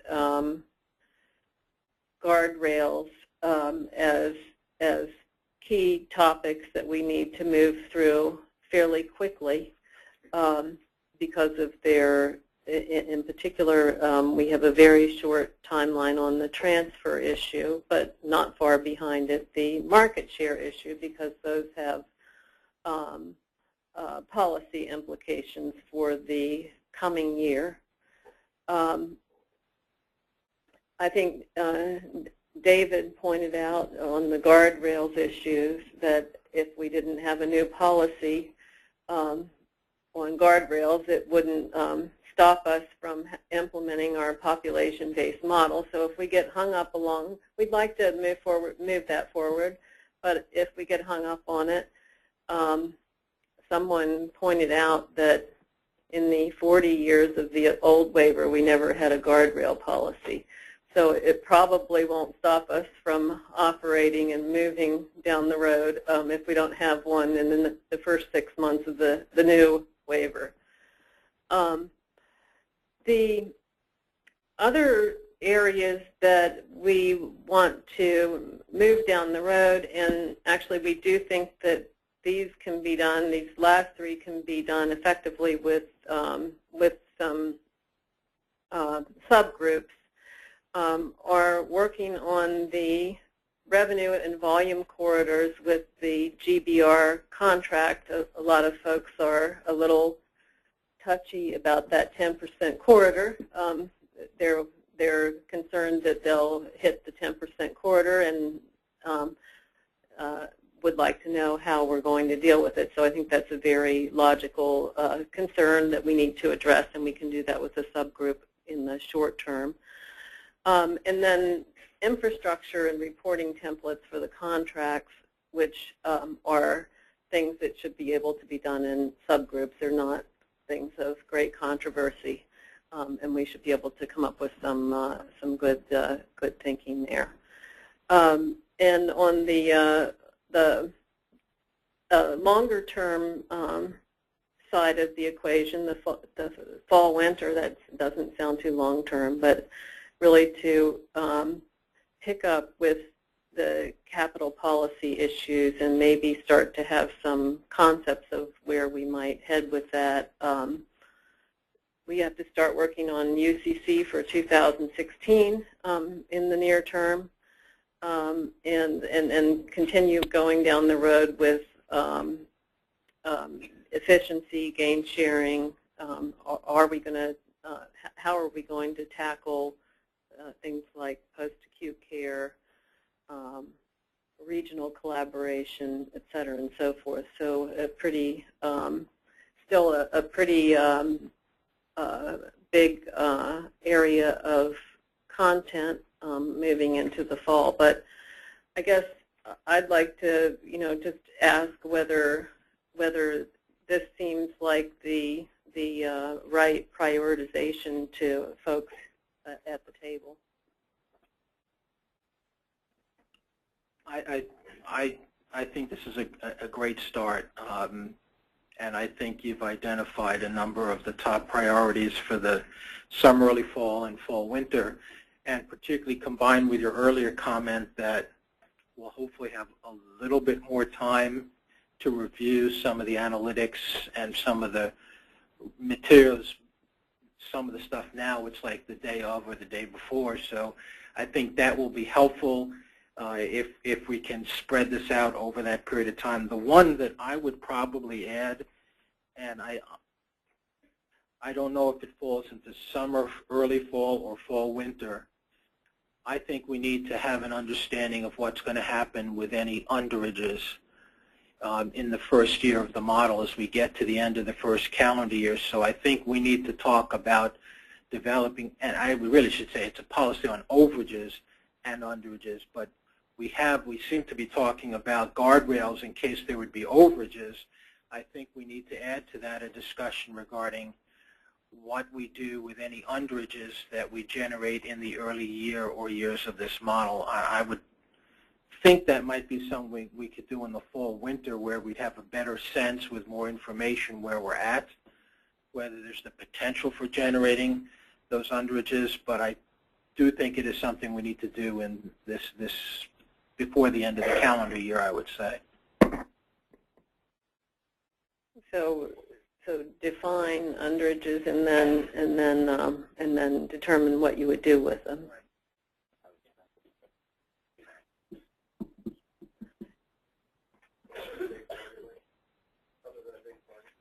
Yeah, right. And I know that we've started putting these on a timeline. I don't know that we need to wade through that in detail with the group here today, but we can. We have some. We have. You do have a work plan, and we do actually have an upcoming meeting on June the 23rd. And we do really want to see if we can have our foot on the gas pedal and actually start looking at some of the transfer analysis. Not that we'll be ready to make policy recommendations at that meeting, but that we are potentially will be focused on looking at some of the initial transfer analysis. That process is underway now, and I think we've laid out a few meetings over the summer to look at transfer and market share analysis, and we'll be focused on. We need to be focused on getting the subgroups together for that. So if we have volunteers here who want to work on the subgroups, and I think we actually have a number of subgroups that we need to staff that we would certainly first take volunteers, and then we'll nominate people if we don't have enough or all of the right volunteers that we need at the table. But we need folks on transfer, and I did volunteer Michelle at the last meeting for that. The market share, the GBR revenue budget corridors, the reporting template, the infrastructure investment reporting, and those are the key subgroups that we need to staff now. So we're interested in getting volunteers for that. I think Shuli may have already started on the volunteer list for the transfers. Yeah, I did. And also, we are not restricted to the work group members, so we are pulling members from other work groups or the people that express interest. So don't try to push the numbers. So I do have some numbers in the work groups already. But obviously, this is a primary concern for our payment work group, so we would appreciate your time on each subgroup. And I wanted to also say, in terms of the schedules that we have, June 23rd, 30, I want to be optimistic, so we'll see how far we go on the transfer analysis. If things go smoothly, we may do it in one meeting. If not, we may need 2 meetings. So I would just say that they are on our calendars, and the plan is to have those meetings, but there is some tentativeness to each of them as well. So if we don't have meaty analysis to review, we won't hesitate to cancel and reschedule the meeting. And I would put my name down on every one of those subgroups for now until I get a better sense for where the rest of the field is, just to make sure that we're there. Well, we appreciate that because we know you do the communication back to folks about what we're up to, and we need you doing that, so we appreciate that. Thank you. I put as MHA, so but you are in there. So are there any other comments? And if not, then I would want to ask if there are any questions or comments from the public.